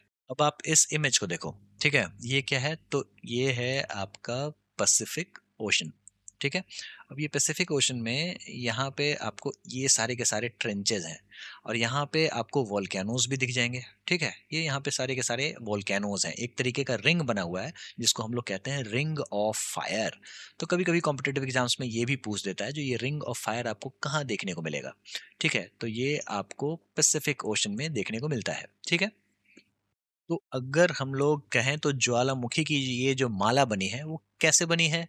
तो ऐसे बनी है, जो ये रहा ज्वालामुखी, ये रहा ज्वालामुखी, और यहाँ पे आपको प्लेट जो है, ठीक है, नीचे एक प्लेट घुस जा रही है, ओशनिक प्लेट जो है वो नीचे घुस जा रही है, और ये पिघल के ऊपर निकल के ज्वालामुखी बना रही है। बस यही कहानी है, ऐसे ही बनती जा रही है, एक रिंग बनता चला जा रहा है, ठीक है। तो इसको हम लोग कहते हैं ring of fire, Pacific ring of fire, ठीक है। अब हम लोग देखते हैं जो हमारे यहाँ इस अर्थक्वेक और वॉल्केनोस का डिस्ट्रीब्यूशन कैसे है। देखो यहाँ पे आप इमेज में देखोगे तो आपको समझ में आएगा। जो देखो इस डॉट को देखना, ये वाला जो डॉट है ना, यहाँ से देखना, इस तरीके से यहाँ ऐसे ऐसे आया है, ठीक है। और उसके बाद ये एक तरफ इधर चला गया है, और ये एक तरफ इधर चला गया है, ठीक है। ये जो डॉट डॉट डॉट डॉट आप देख रहे हो, ये अटलांटिक ओशन का ठीक मिड पार्ट है, जिसको हम लोग सेंट्रल अटलांटिक कहते हैं। और ये रहा आपका मिड ओशियनिक रिज, ये पूरा का पूरा। समझ में आ रहा है? तो यहाँ पे आपको वोल्केनोज बहुत सारे देखने को मिल जाएंगे। इसके अलावा रिंग ऑफ फायर के बारे में मैंने आपको ऑलरेडी बता दिया, ठीक है। तो यही सारी बातें हैं। अब यहाँ पे इस इमेज में आपको कुछ कुछ चीजें ऐसी हैं वो आपको समझना पड़ेगा, ठीक है। देखो ये डीप अर्थक्वेक जोन को इस कलर से डिनोट किया गया है। अब ये हमारा भारत है, भारत के ऊपर में इतना बड़ा अर्थक्वेक जोन है, ठीक है। इसके अलावा यहाँ भी देखो, आपको आपको पूरा का पूरा अर्थक्वेक जोन देखने को मिलता है। ठीक है, ये जो रहा ये भी अर्थक्वेक जोन है, इसके बारे में हम लोग बात करेंगे। ठीक है, इसके अलावा शैलो अर्थक्वेक सेंटर्स, ये जो आपको डॉट डॉट दिख रहे हैं ये शैलो अर्थक्वेक सेंटर हैं। इसके अलावा ये जो ब्लैक डॉट है ये वॉल्केनिक इरप्शंस है। इसके बाद ये जो बड़ा वाला ब्लैक डॉट है ये है हॉटस्पॉट। हॉटस्पॉट क्या होता है इसके बारे में भी हम लोग बात करेंगे। ठीक है, तो चलिए अब एक एक करके चीजों को समझते हैं। देखो, अगर हमारे पूरे वर्ल्ड में दो मेजर सिस्मिक जोन की बात की जाएगी ना, तो एक तो है आपका एल्पाइन हिमालयन बेल्ट, ठीक है, प्लस पैसिफिक रिम, ये वाला। ठीक है, एक ये हो गया। और दूसरा है मिड ओशियनिक रिजेस, यहाँ पे आपको अच्छा खासा वोल्केन अर्थक्वेक देखने को मिलता है। तो ये दो ही मेजर सिस्मिक जोन है। ठीक है, अब यहाँ पे जो मिड ओशियनिक वाला जो है ना, यहाँ पे शैलो डेप्थ का भूकंप आता है, मतलब ऊपर ही ऊपर भूकंप आता है। ये वाला जो रीजन है ना, यहाँ पे डीप सीटेड भूकंप आपको देखने को मिलेगा। आगे मैं आपको बताऊंगा क्या क्या कारण है। तो दो आपने समझ लिया। अब आप एक चीज को देखो, इसको कहते हैं हम लोग सी फ्लोर स्प्रेडिंग का कॉन्सेप्ट। कभी कभी कॉम्पिटेटिव एग्जाम्स में पूछ देता है, जो वो किसने दिया था, तो हैरी हेस ने दिया था। ठीक है, अब इस हाइपोथेसिस को हम लोगों ने ऑलरेडी समझ लिया है, लेकिन अगर हैरी हेस ने बोला है तो एक बार हमें समझना तो होगा। ठीक है, इनका बस इतना कहना था, जो कॉन्टिन्यूस इरप्शन हो रहा है कहाँ पे, तो ओशनिक रिज क्रेस्ट के पास इरप्शन हो रहा है। ठीक है, जो कि ओशनिक क्रस्ट को रप्चर कर रहा है, नया लावा बाहर निकल रहा है, जो कि क्रस्ट को पुश कर रहा है इस तरीके से। ठीक है, और इस तरीके से ओशन फ्लोर जो है वो सिमेट्रिकली स्प्रेड हो रहा है, जिसको हम लोग सी फ्लोर स्प्रेडिंग कहते हैं, जो आप यहाँ पे इमेज में देख सकते हो। न्यू ओशनिक क्रस्ट, जमीन से ये मैग्मा निकला, ऊपर आया, लावा हुआ, ठंडा हुआ, और धीरे धीरे इस तरीके से डाइवर्ज होते हुए यहाँ पे ये क्रेस्ट को ऐड करता हुआ जा रहा है। अब जब हैरी हेस ने बोल दिया है तो इसके लिए कुछ सबूत भी तो देखने को मिलेंगे ना। ठीक है, तो कुछ इंपॉर्टेंट एविडेंस ये हैं, जो यहाँ पे अच्छा खासा वॉल्केनिक एक्टिविटी देखने को मिलता है। कहाँ पे, तो मिड ओशियनिक रिजेस के पास।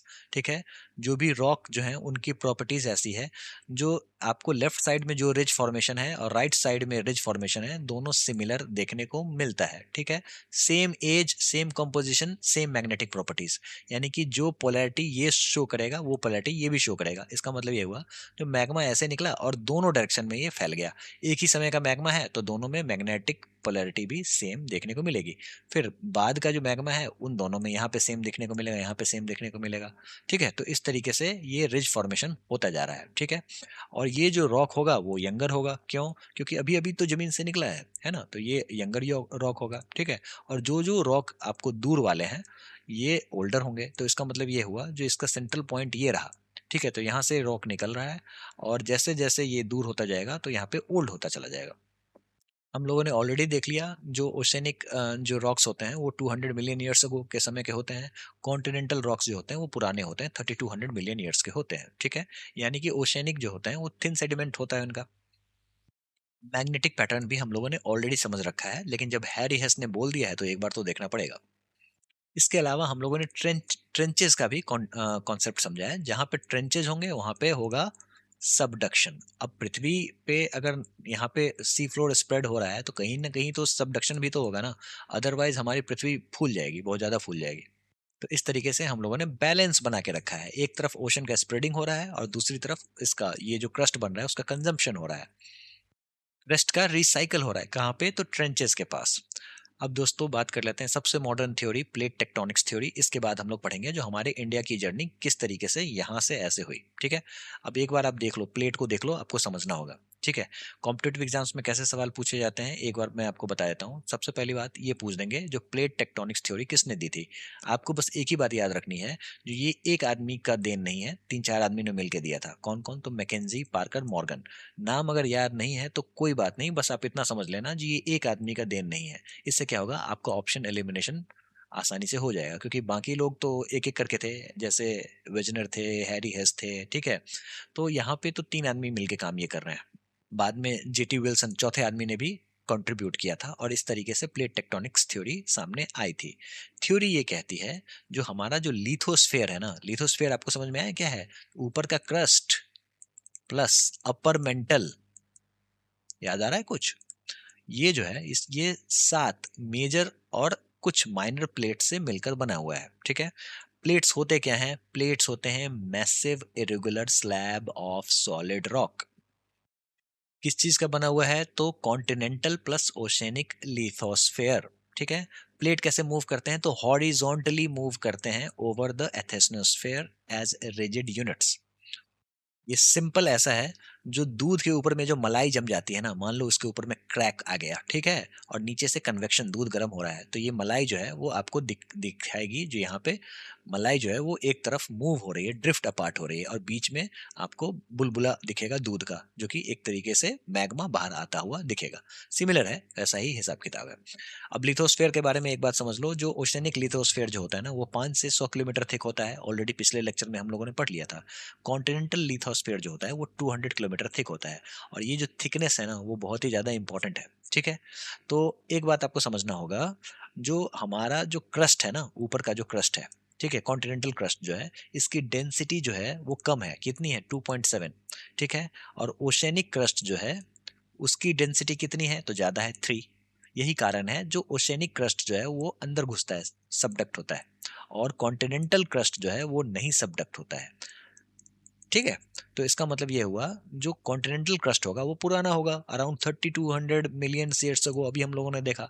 और इसके अलावा ओशेनिक क्रस्ट जो है वो अंदर घुस जा रहा है, यानी कि सबडक्ट हो जा रहा है। क्यों? क्योंकि वो भारी है। अब भारी है तो वो रिलेटिवली यंग है, क्योंकि वो वही चीज़ बाहर आ रहा है, वही चीज़ अंदर घुस जा रहा है। और कॉन्टिनेंटल क्रस्ट जो है वो जहाँ का वहाँ, जहाँ है वहीं का है ना।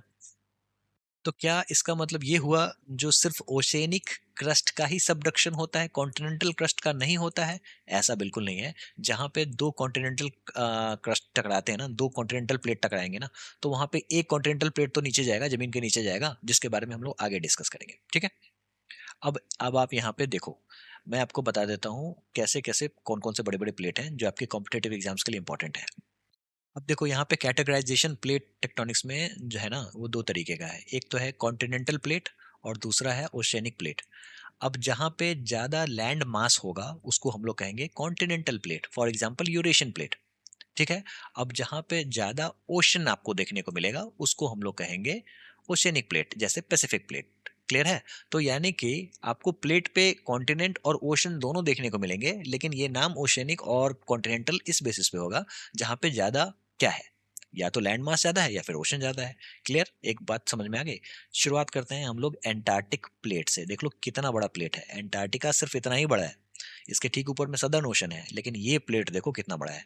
तो हम लोगों ने सबसे पहले देखा था कॉन्टिनेंटल ड्रिफ्ट थ्योरी, बात कर रहे थे कॉन्टिनेंट्स की। अब हमारे पास कॉन्टिनेंट्स नहीं दिख रहा है, अब हमें दिख रहा है प्लेट। एक चीज गौर करो, याद है जिग्सॉ फिट के बारे में बात हो रही थी, जो साउथ अमेरिकन प्लेट जो है वो अफ्रीकन प्लेट से घुस में आसानी से इस तरीके से फिट बैठ जा रही थी, है ना।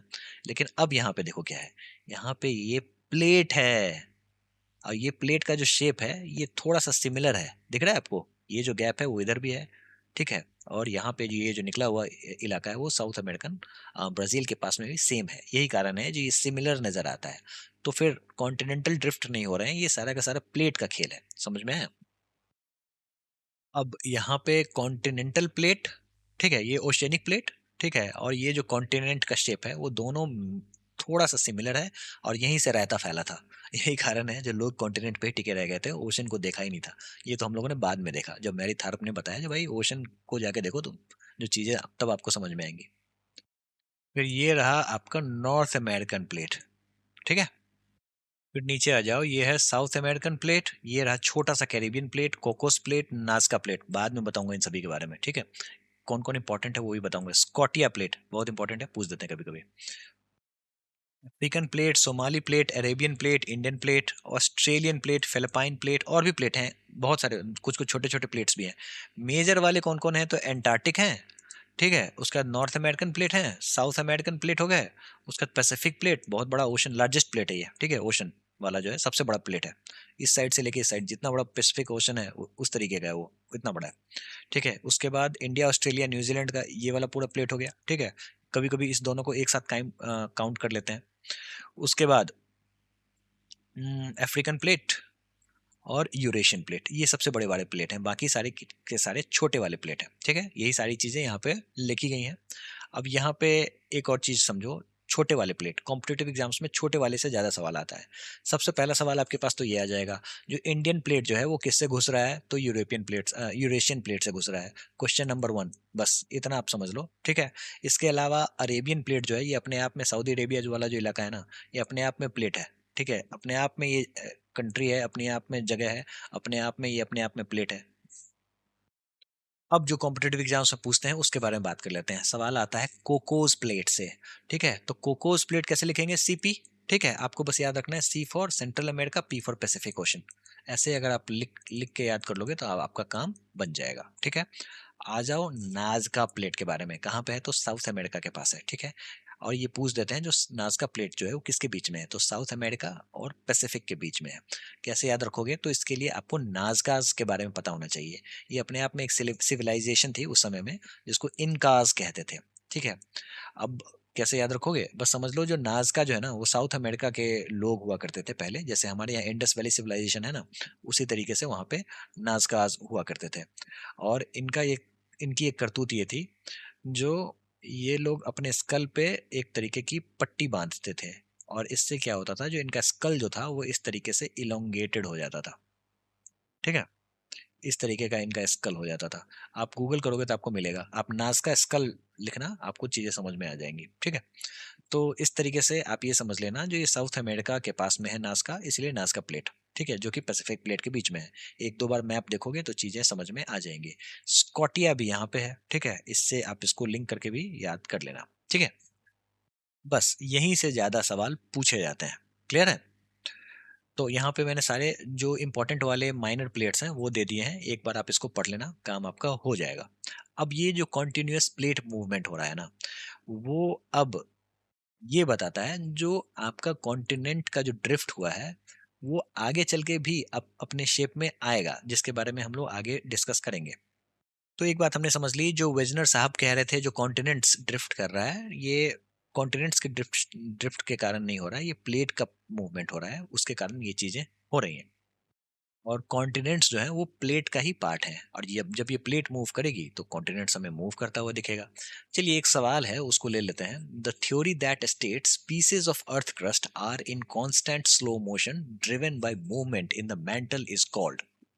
देखो ये सवाल वैसे तो है आसान, लेकिन यहाँ पे कुछ चीजें आपको समझनी होगी। पीसेस के बारे में बात हो रही है, अर्थ क्रस्ट के पीसेस के बारे में बात हो रही है, ठीक है। तो इसका मतलब ये हुआ, जो ये प्लेट टेक्टोनिक्स के बारे में बात हो रही है, ठीक है। ये समझ लो एक तरीके का प्लेट है, जिस प्लेट में हम लोग खाना खाते हैं ना, मान लो बोन चाइना का प्लेट है। अब ये टूट गया, टूट जाने के बाद जो क्रैक आ जाता है, वो उसी तरीके का हमारे यहाँ पृथ्वी पे एक तरीके का ये क्रैक है, प्लेट है, ठीक है। क्लियर क्लियर है। एनसीईआरटी में एक और चीज दिया गया है, कॉन्टिनेंटल वॉन्डरिंग, ये क्या होता है वो भी समझ लेते हैं, कहीं सवाल आ जाएगा तो क्या करेंगे, क्योंकि आजकल तो स्टेटमेंट वाइज एडुकेटिव वाले उठा के दे रहे हैं ना सवाल, तो हमें समझना तो पड़ेगा ना क्या बात है। देखो एक और सिद्धांत दिया गया था जिसका नाम था कॉन्टिनेंटल वॉन्डरिंग। ये ऐसा कहा गया था, जो देखो आज जो कॉन्टिनेंट्स आपको यहाँ पे ड्रिफ्टेड नजर आ रहा है, ये पहले एक जगह ही था, लेकिन था ये अपने आप में कॉन्टिनेंट ही, ठीक है। तो ये ड्रिफ्ट ड्रिफ्ट क्यों हो रहा है, तो ये पहले डाइवर्ज, अभी डाइवर्ज हुआ है, पहले कन्वर्ज हुआ था, ठीक है। तो पहले कन्वर्ज होके ये एक मास बना था, जिसको हम लोग पेंजिया कहते हैं। तो सिंपल सी बात है, पहले से जैसे था वैसे ही है।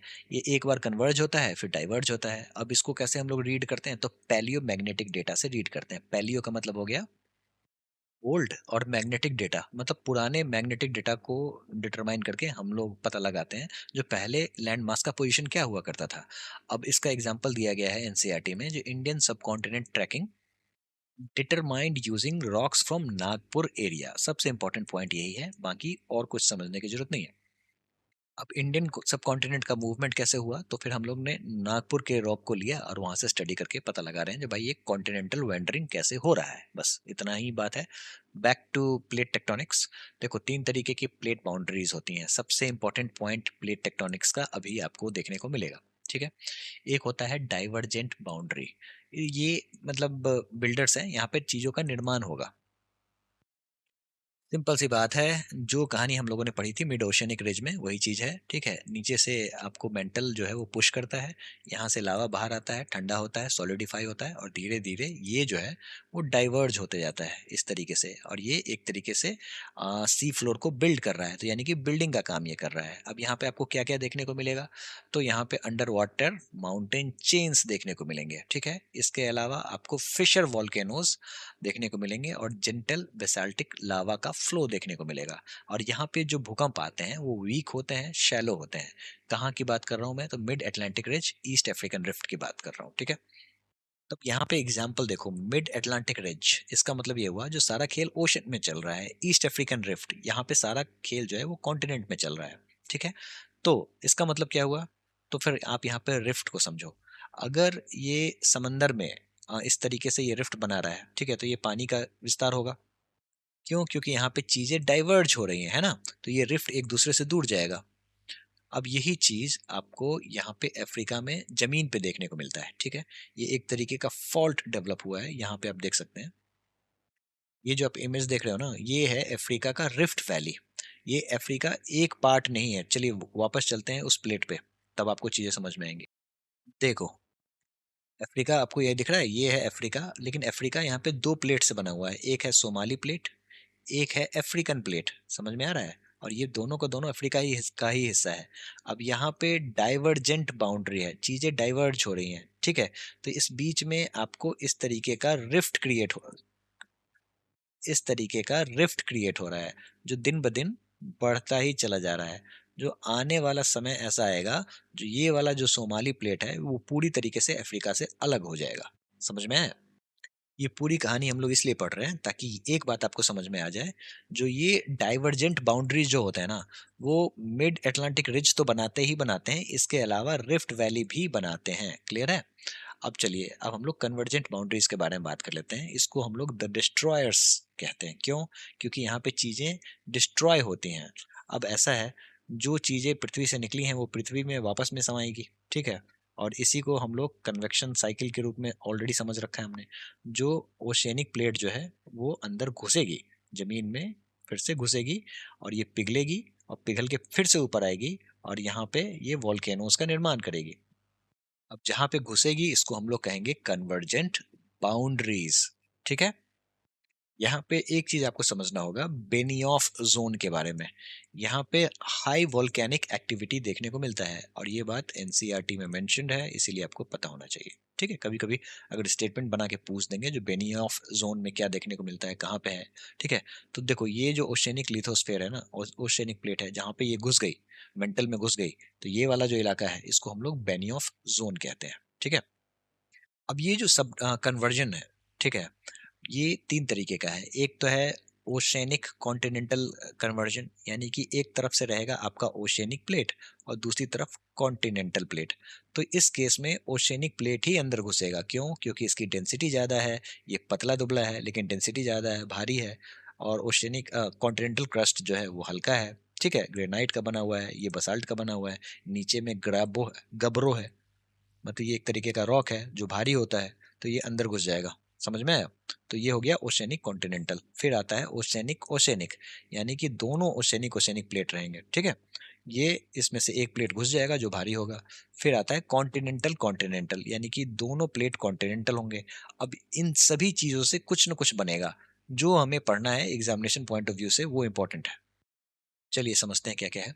बात कर लेते हैं ओशेनिक कॉन्टिनेंटल। देखो, डेंसर कौन सा होता है, तो ओशेनिक प्लेट होता है, वही अंदर घुसेगा। क्लियर है? इतना आपको समझ में आ गया। अब जैसे ही अंदर घुसा, तो ये पहले खाई बनाएगा, एक ट्रेंच बनाएगा, यहाँ पे ये ट्रेंच बनेगा। समझ में आया? और ट्रेंच के ठीक बगल में अब ये जो प्लेट अंदर घुसा है वो पिघलेगा, और ये लावा की तरह ऊपर आएगा, और यहाँ पे ये वोल्केनिक आर्क बनाएगा। कहाँ पे? तो जमीन पे। क्यों? क्योंकि ओशन के ठीक बगल में कॉन्टिनेंट है, ठीक है। इसका ठीक अच्छा एग्जांपल है एंडीज माउंटेन। कहाँ पे है? तो ये है आपको साउथ अमेरिका में। देखो, साउथ अमेरिका का मैप इस तरीके का है, ठीक है, इस तरीके का है। और ये पूरा का पूरा इलाका जो है ना, यहाँ पे आपको वोल्केनिक आर्क, वोल्केनिक माउंटेन ही देखने को मिलेगा, एंडीज माउंटेन, ठीक है। क्लियर है? इतनी बात आपने समझ ली। अब समझते हैं ओशेनिक ओशेनिक क्रस्ट, ये क्या कहानी है। अब देखो, दोनों ओशेनिक ओशेनिक क्रस्ट है, तो जो भी ओल्डर प्लेट होगा वो भारी होगा, ठीक है, तो वो अंदर घुसेगा। और यहाँ पे भी आपको ट्रेंच देखने को मिलेगा, यहाँ पे आपको ट्रेंच देखने को मिलेगा। और ट्रेंच देखने के बाद ये जो ओशनिक प्लेट है वो अंदर जाके पिघलेगा, फिर से लावा ऊपर आएगा और यहाँ पे जलेबी बनाएगा। जलेबी यानी कि आइलैंड आर्क बनाएगा। ठीक है, तो वोल्केनिक आर्क और आइलैंड आर्क में अंतर आपको पता चला। वोल्केनिक आर्क जो है वो आपको जमीन पे बनता हुआ दिखेगा, आइलैंड आर्क जो है वो आइलैंड है यानी कि समंदर से घिरा हुआ है। क्लियर है? इसका एग्जाम्पल है जापान, एल्यूशन आइलैंड। ठीक है, क्लियर है? इतनी बात आपने समझ ली, तो ये बहुत अच्छा है। जापान भी आइलैंड आर्क है। कॉन्टिनेंटल कॉन्टिनेंटल की बात कर लेते हैं। देखो, कोई नीचे नहीं जा रहा है, ये सीधे ऊपर जा रहे हैं। ठीक है, दो महा बाहुबली टकरा रहे हैं। ठीक है, दोनों हल्के हैं और जब टकराएंगे तो फिर क्या होगा? तो टकराएंगे तो ये एक कपड़े की तरह फोल्ड करेंगे इस तरीके से। ठीक है, और ये जो फोल्ड है वो फोल्ड माउंटेन बनाएगा और इसका सबसे बेस्ट एग्जांपल है हिमालयास। ठीक है, और यहाँ पे क्या वॉल्केनो देखने को मिलेगा? नहीं देखने को मिलेगा। क्लियर है? क्यों नहीं देखने को मिलेगा? तो कोई प्लेट ही अंदर नहीं घुस रही है। ठीक है, उतने अंदर तक नहीं जा रही है जहां से पिघल के वो वॉल्केनो बना दे। ठीक है, तो यानी कि अगर मान लो दो बाहुबली टकरा रहे हैं इस तरीके से, दो कॉन्टिनेंटल क्रस्ट आपस में टकरा रहे हैं, तो ये ऊपर उठ रहे हैं और इस तरीके से फोल्ड करते हुए ऊपर जा रहे हैं। ठीक है, और ये बना रहे हैं हिमालय को। ठीक है, तो आपने ये बात समझ ली। अब यहाँ पे डीप सी ट्रेंचेस गलत है, एक्सप्लोसिव वॉल्केनोज गलत है। ठीक है, हाँ, अर्थक्वेक आते हैं क्योंकि यहाँ पे सिस्मिक जोन है। ठीक है, तो ये स्टेटमेंट जो है ना वो ओशेनिक कॉन्टिनेंटल के लिए सही है, तो ये मैं करेक्ट कर दूंगा। ये बात आपको समझ लेना है। ठीक है, चलिए ट्रांसफॉर्म बाउंड्रीज के बारे में बात कर लेते हैं। ये क्या सीन है भाई साहब? ठीक है, तो आपने एक चीज देख लिया, जो कन्वर्जेंट आपने समझ लिया बाउंड्रीज क्या होते हैं और इसके प्रकार क्या होते हैं। डाइवर्जेंट आपने समझ लिया ये क्या होता है। अब एक और चीज होता है ट्रांसफॉर्म, जो इस बार के सीजीएल में सवाल आया था इस फॉल्ट को लेके जिसका नाम है सैन एंड्रियाज फॉल्ट, कैलिफोर्निया। ठीक है, क्या है? तो बस सिंपल सी बात है। देखो, ये क्रस्ट है, कॉन्टिनेंटल क्रस्ट है मान लो। ठीक है, और ये भी क्रस्ट है।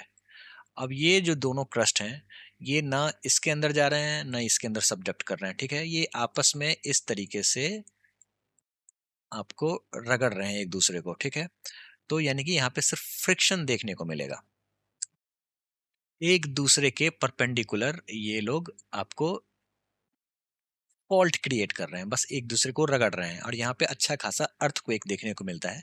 इसका सबसे बेस्ट एग्जांपल है सैन एंड्रियाज फॉल्ट। तो यहाँ आपने देखा एक कॉन्टिनेंटल क्रस्ट है, ये ओशनिक क्रस्ट है। ठीक है, बस एक दूसरे से ये रगड़ रहे हैं। ये ओशनिक क्रस्ट का लैंड वाला पार्ट है, ये कॉन्टिनेंट वाला पार्ट है, बस एक दूसरे से बस इसको रगड़ रहे हैं। ठीक है, और यहाँ पे आता है भूकंप। बहुत ही अच्छा खासा सैन एंड्रियाज फॉल्ट इसको कहते हैं। ये एक तरीके का ट्रांसफॉर्म बाउंड्रीज है। तीनों आपने पढ़ लिया, आपको इतनी मेहनत करने की जरूरत नहीं है। इस टेबल से आप रिवाइज कर लेना, कॉम्पिटेटिव एग्जाम्स में हार्डली 1-2 मिनट लगना है, एक बार देख लेना। इंपॉर्टेंट ये है, जो आपको बस ये पता होना चाहिए, जो डाइवर्जेंट बाउंड्री होते हैं, कन्वर्जेंट बाउंड्री होते हैं, ओशनिक कॉन्टिनेंट्स कन्वर्जेंस होता है। ठीक है, मतलब ओशन ओसी, ओशन और कॉन्टिनेंट का कन्वर्जेंस, ओशन ओशन का कन्वर्जेंस और कॉन्टिनेंट कॉन्टिनेंट कन्वर्जेंस। इसके अलावा ट्रांसफॉर्म जो कि कंजर्वेटिव होता है, सैन एंड्रियास फॉल्ट, सभी एग्जांपल दिया गया है। ठीक है, इसके अलावा एक और इंपॉर्टेंट कॉन्सेप्ट है हॉटस्पॉट का। ठीक है, जो कि बेसिकली इंट्राप्लेट एक्टिविटी है। इसके बारे में अभी हम लोग बात करेंगे। बस आप एक चीज समझ लो, जो आपको ये सारे के सारे फीचर्स पता होने चाहिए, जब कौन सा क्या होता है तो किसके कारण क्या होता है। जैसे ओशन ओशन कन्वर्जेंस होगा तो आइलैंड आर्क बनेगा, ओशन कॉन्टिनेंट कन्वर्जेंस होगा तो वॉल्केनिक आर्क बनेगा, यानी कि वॉल्केनिक माउंटेन चेन्स बनेंगे। समझ में है? और इसका एग्जांपल भी एंडीज माउंटेन। एक ही टेबल में देखना, एक ही बार में रिवाइज कर लेना, काम आपका खत्म है। ठीक है, इसी से आपको समझ में आ जाएगा। दोस्तों, ये हॉटस्पॉट अगर आपको समझना है ना तो थोड़ा सा ध्यान देना पड़ेगा, मैं आपको बताता हूँ। ठीक है, ये क्या है? ये एक मोमबत्ती है। मोमबत्ती क्या कर रही है? ऐसे जल रही है। आपने एक पेपर लिया है इस तरीके का। ठीक है, ये पेपर है और ये पेपर जो है ये इस तरीके से मूव कर रहा है। ठीक है, इस डायरेक्शन में मूव कर रहा है या फिर किसी भी डायरेक्शन में मूव कर रहा है। ठीक है, ये मोमबत्ती की लॉ है, वो जैसी है वैसी ही रहेगी। ठीक है, और पेपर जो है ऊपर में वो अपना मूव कर रहा है, एक लंबा पेपर है मान लो, ये मूव कर रहा है। ठीक है, तो फिर क्या होगा? तो यहाँ पे निशान बनना शुरू हो जाएगा हीट के कारण, इस तरीके से निशान बनने लग जाएगा ना। ठीक है, तो यही एक्चुअली में कॉन्सेप्ट है हॉटस्पॉट का। अब इसको हम लोग पृथ्वी के हिसाब किताब से समझते हैं। ठीक है, देखो, हमने अभी तक क्या पढ़ा है? तो हमने ऐसा पढ़ा है, जो ये मेंटल प्लूम है, मतलब ये मेंटल निकल रहा है जमीन से, और ये दो क्रस्ट है, एक कोई भी ओशियनिक क्रस्ट होगा या फिर कॉन्टिनेंटल क्रस्ट होगा, कुछ भी होगा, ठीक है। बस यही है, बीच से निकला और इस तरीके से डाइवर्जेंस हो रहा है, ठीक है, और कहीं ना कहीं जाके एक जगह ये सबडक्शन हो रहा है, वो अंदर घुस रहा है, यही कहानी है, ऐसे ही समझा है। लेकिन ये हॉटस्पॉट जो है वो इन सभी चीजों से अलग है। हॉटस्पॉट बिल्कुल एक मोमबत्ती की तरह है। मान लो कहीं पे भी पृथ्वी के नीचे में मैग्मा पूरा भरा हुआ है, कहीं पे एक तरीके से एक पॉइंट बना हुआ है जिसका नाम है मेंटल प्ल्यूम। क्लियर है? अब इसके ऊपर में जो भी प्लेट आ जाएगी, ठीक है, वो यहाँ पे लावा डिपॉजिट कर देगा। अब ये जो है ये बदलने वाला नहीं है, ये है फिक्स्ड। ये जो है ये बदलने वाला है, पेपर की तरह है जो कि खिसक रहा है, ठीक है, जिस डायरेक्शन में अपना खिसक रहा हो ये खिसक रहा है, ठीक है।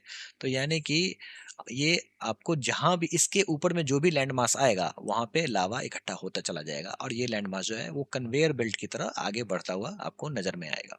क्लियर है? इतनी बात आपने समझ ली, ठीक है। तो ये है आपका हॉटस्पॉट। इसका एग्जाम्पल के बारे में बात करें तो हवाई आइलैंड्स में और येलोस्टोन में ये चीज देखने को मिलती है।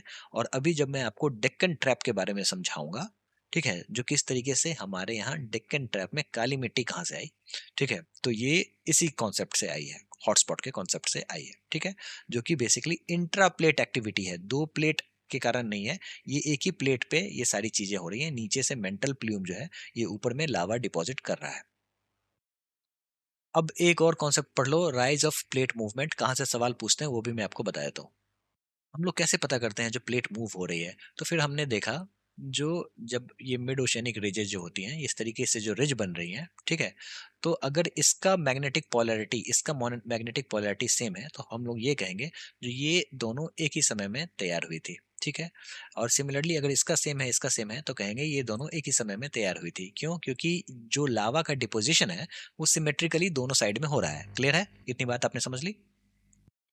तो आर्कटिक पे जो रिज है ना वो 2.5 सेंटीमीटर पर ईयर के रफ्तार से या फिर इसके भी कम से ये प्लेट का मूवमेंट हो रहा है। ये बहुत बार सवाल पूछ चुके हैं, ये याद ही कर लेना आप, ठीक है, इसलिए मैंने बोल्ड कर दिया है, ठीक है।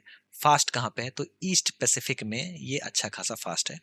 यहाँ पे आपको 15 सेंटीमीटर पर ईयर के हिसाब से ये राइज हो रहा है, प्लेट मूवमेंट हो रहा है, ठीक है। इंडियन प्लेट जो है वो 5 सेंटीमीटर पर ईयर के हिसाब से है। और टिपिकल रेंज इन सभी का क्या है? तो 2 से लेके 15 सेंटीमीटर पर ईयर तक का होता है। आर्कटिक वाला और इंडियन वाला जरूर याद कर लेना, ठीक है। चलिए अब हम लोग प्लेट मूवमेंट के बारे में समझते हैं, जो वो कौन कौन सा फोर्स था। देखो यहाँ पे एक तरीके का रिकैप है।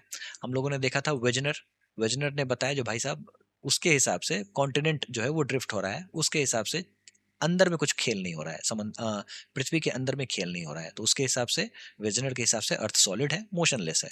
फिर मॉडर्न व्यू ये आया जो बताया जो अर्थ का सरफेस और इंटीरियर इंटीरियर दोनों डायनेमिक है ना।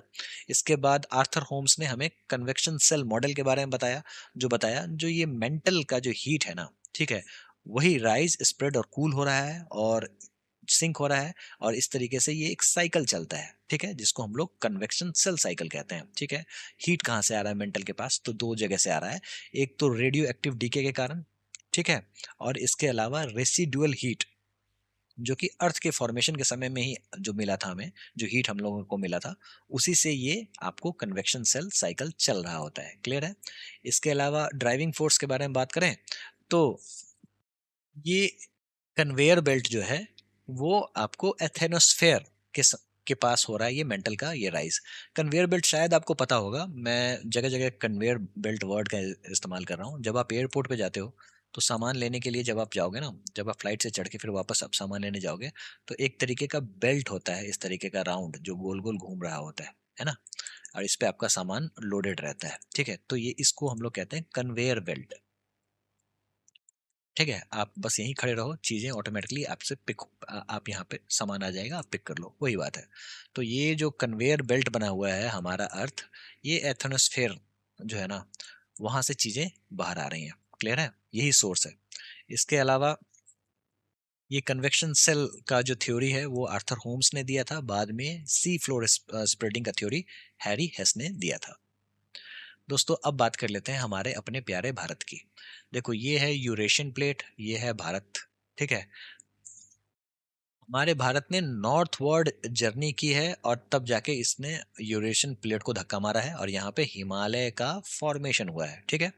और यहाँ पे ये एक तरीके का बेंड आपको देखने को मिलेगा, ठीक है। अब ये क्या है, तो ये है जावा ट्रेंच, ठीक है। ये जो है ये एक तरीके का ट्रेंच है जिसको हम लोग जावा ट्रेंच कहते हैं, ठीक है।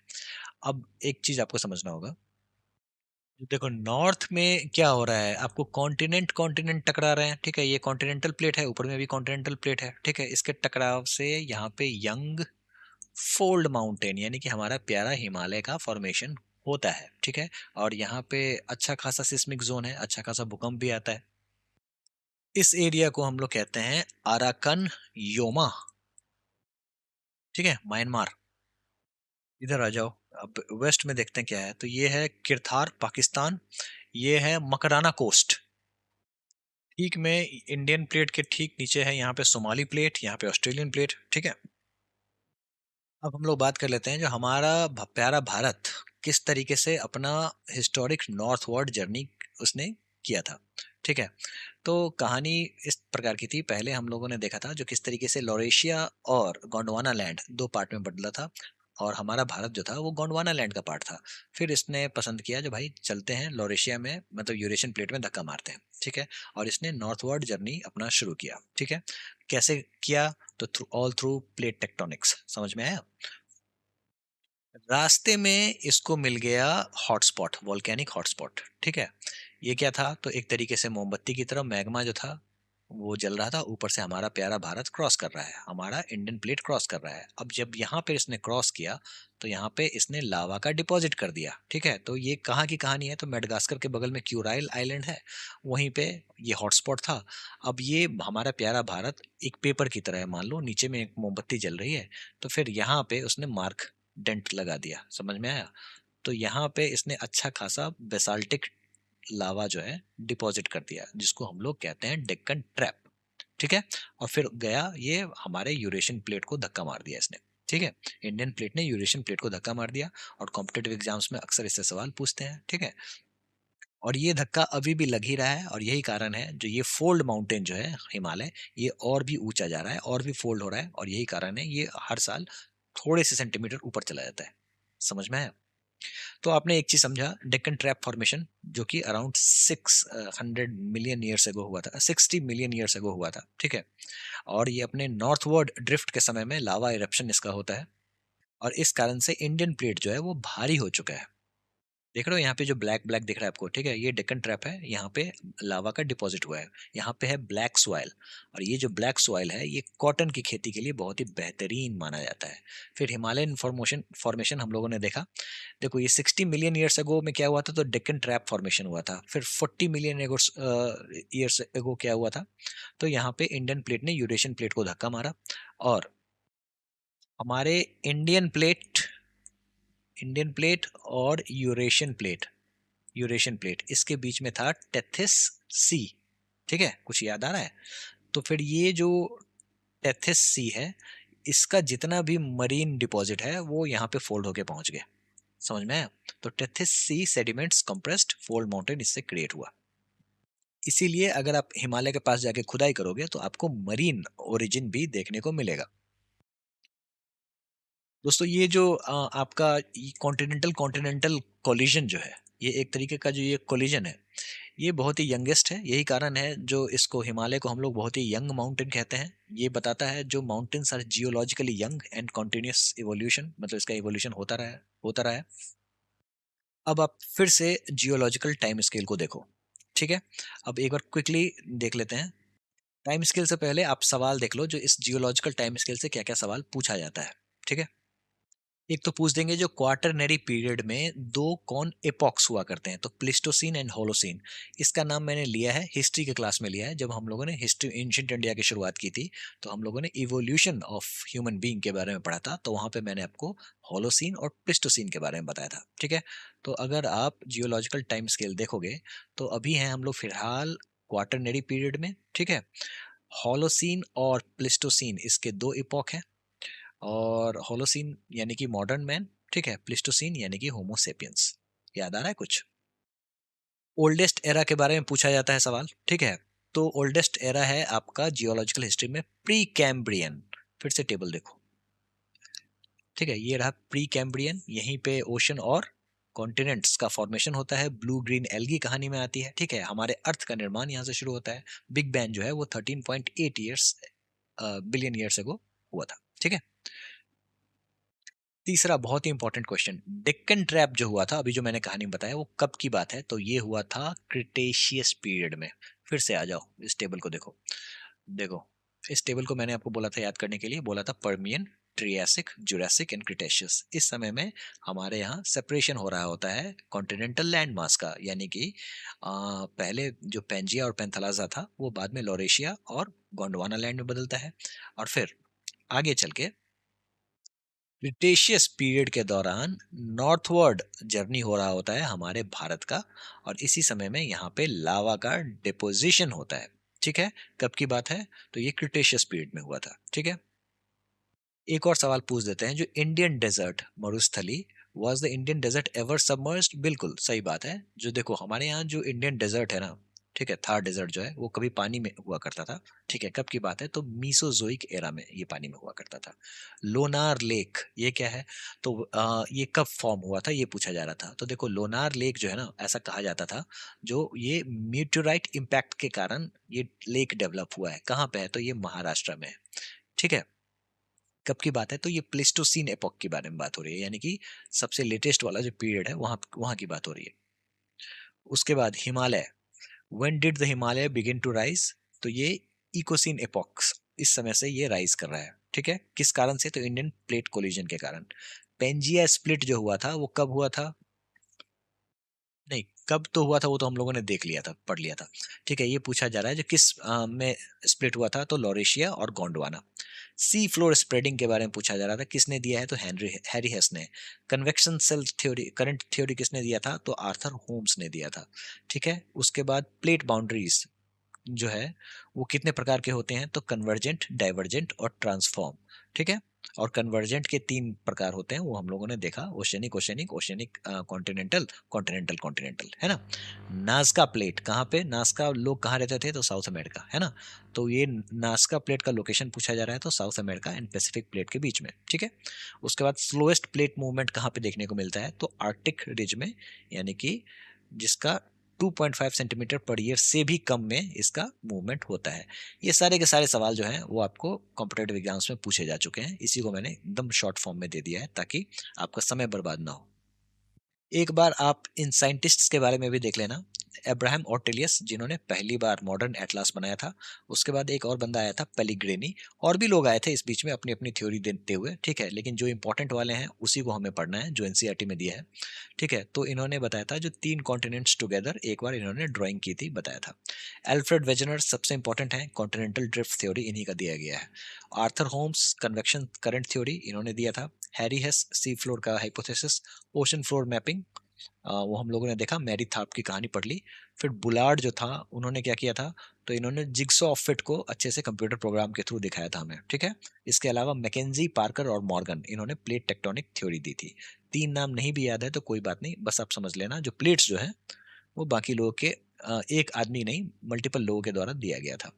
ये इंपॉर्टेंट टर्मिनोलॉजीज हैं, एक बार जरूर पढ़ लेना। आप एग्जामिनेशन से पहले सीजीएल प्री में ऐसे ही सवाल पूछते हैं, ठीक है। क्या क्या है वो सारी चीजें मैंने यहाँ पे दे रखी है, ठीक है, एक बार जरूर पढ़ लेना, ठीक है। उसके बाद एक बार इस टाइमलाइन को भी पढ़ लोगे तो काम आपका चल जाएगा फटाफट। रिवीजन के लिए ये मैंने बनाया है, वो आपको मिल जाएगा, आपके नोट्स में मिल जाएगा। जो भी थ्योरीज हैं उसको मैंने यहाँ पे लिख दिया है फटाफट रिवाइज करने के लिए। जितने भी क्वेश्चंस हैं वो मैंने एक्सट्रीमली शॉर्ट फॉर्म में यहाँ पे दे रखे हैं, एक बार आप जरूर कर लेना। चलो क्वेश्चंस मैं फटाफट करा देता हूँ। कॉन्टिनेंटल ड्रिफ्ट थ्योरी किसने दिया था? वेजनर ने दिया था। पेंजिया क्या था? तो लैंड मास था, सुपर कॉन्टिनेंट था, ठीक है। पेंजिया और पेंथलासा, पेंथलासा सुपर ओशन था, ठीक है। यही पूछा जा रहा है। गोंडवाना लैंड किसने नाम दिया था? तो गोंडवाना लैंड जो नाम दिया था वो स्वेस ने दिया था, ठीक है, एडवर्ड स्वेस ने, ठीक है। यानी कि southern land mass, South America, Arabia, Madagascar, India, Africa, Australia, Antarctica, ठीक है। और what occupied the site of the Himalayas before uplift? Uplift से पहले वहां पे था टेथिस सी, ठीक है। Sea floor spreading hypothesis, Harry Hess. Convection current theory, Arthur Holmes, ठीक है। What forces were thought to cause the drifting of continents? तो ड्रिफ्टिंग ऑफ कॉन्टिनेंट्स वाला जो थ्योरी था वो दिया था किसने? वेजनर ने। इन्होंने बोला था पोलर फ्लीइंग फोर्स। एनसीईआरटी में दिया है तो ये आपको याद ही करना पड़ेगा, ठीक है। और टाइडल फोर्स, ये दोनों थ्योरी रिजेक्ट हो गई थी, खत्म हो गई थी। उसके बाद ocean floors and features. Major division of ocean floor: continental shelf, continental slope, deep sea plain, oceanic trenches. Continental shelf क्या होता है? तो शैलो रीजन होता है कॉन्टिनेंट अंडर द ओशन। यहीं पे मेरीन डिपॉजिट्स आपको देखने को मिलेंगे। जितने भी ऑयल का एक्सट्रैक्शन होता है यहीं से होता है, ठीक है। Which connect shelf to ocean basin? तो कॉन्टिनेंटल स्लोप। और इसका कभी कभी डेप्थ भी पूछ देते हैं। अटोल्स क्या होता है? तो coral reef island with central depression. इसके बारे में हम लोग पढ़ेंगे जब हम लोग ओशन को अच्छे से पढ़ेंगे, तब आएगा ये चीज, ठीक है। डीपेस्ट पॉइंट ऑन अर्थ, तो challenger deep, Mariana trench, Pacific ocean में, ठीक है। अब ओशंस के बारे में कुछ कुछ चीजें दी गई हैं। अर्थ का सरफेस का कितना वाटर है? तो 71%, 29% लैंड है ना।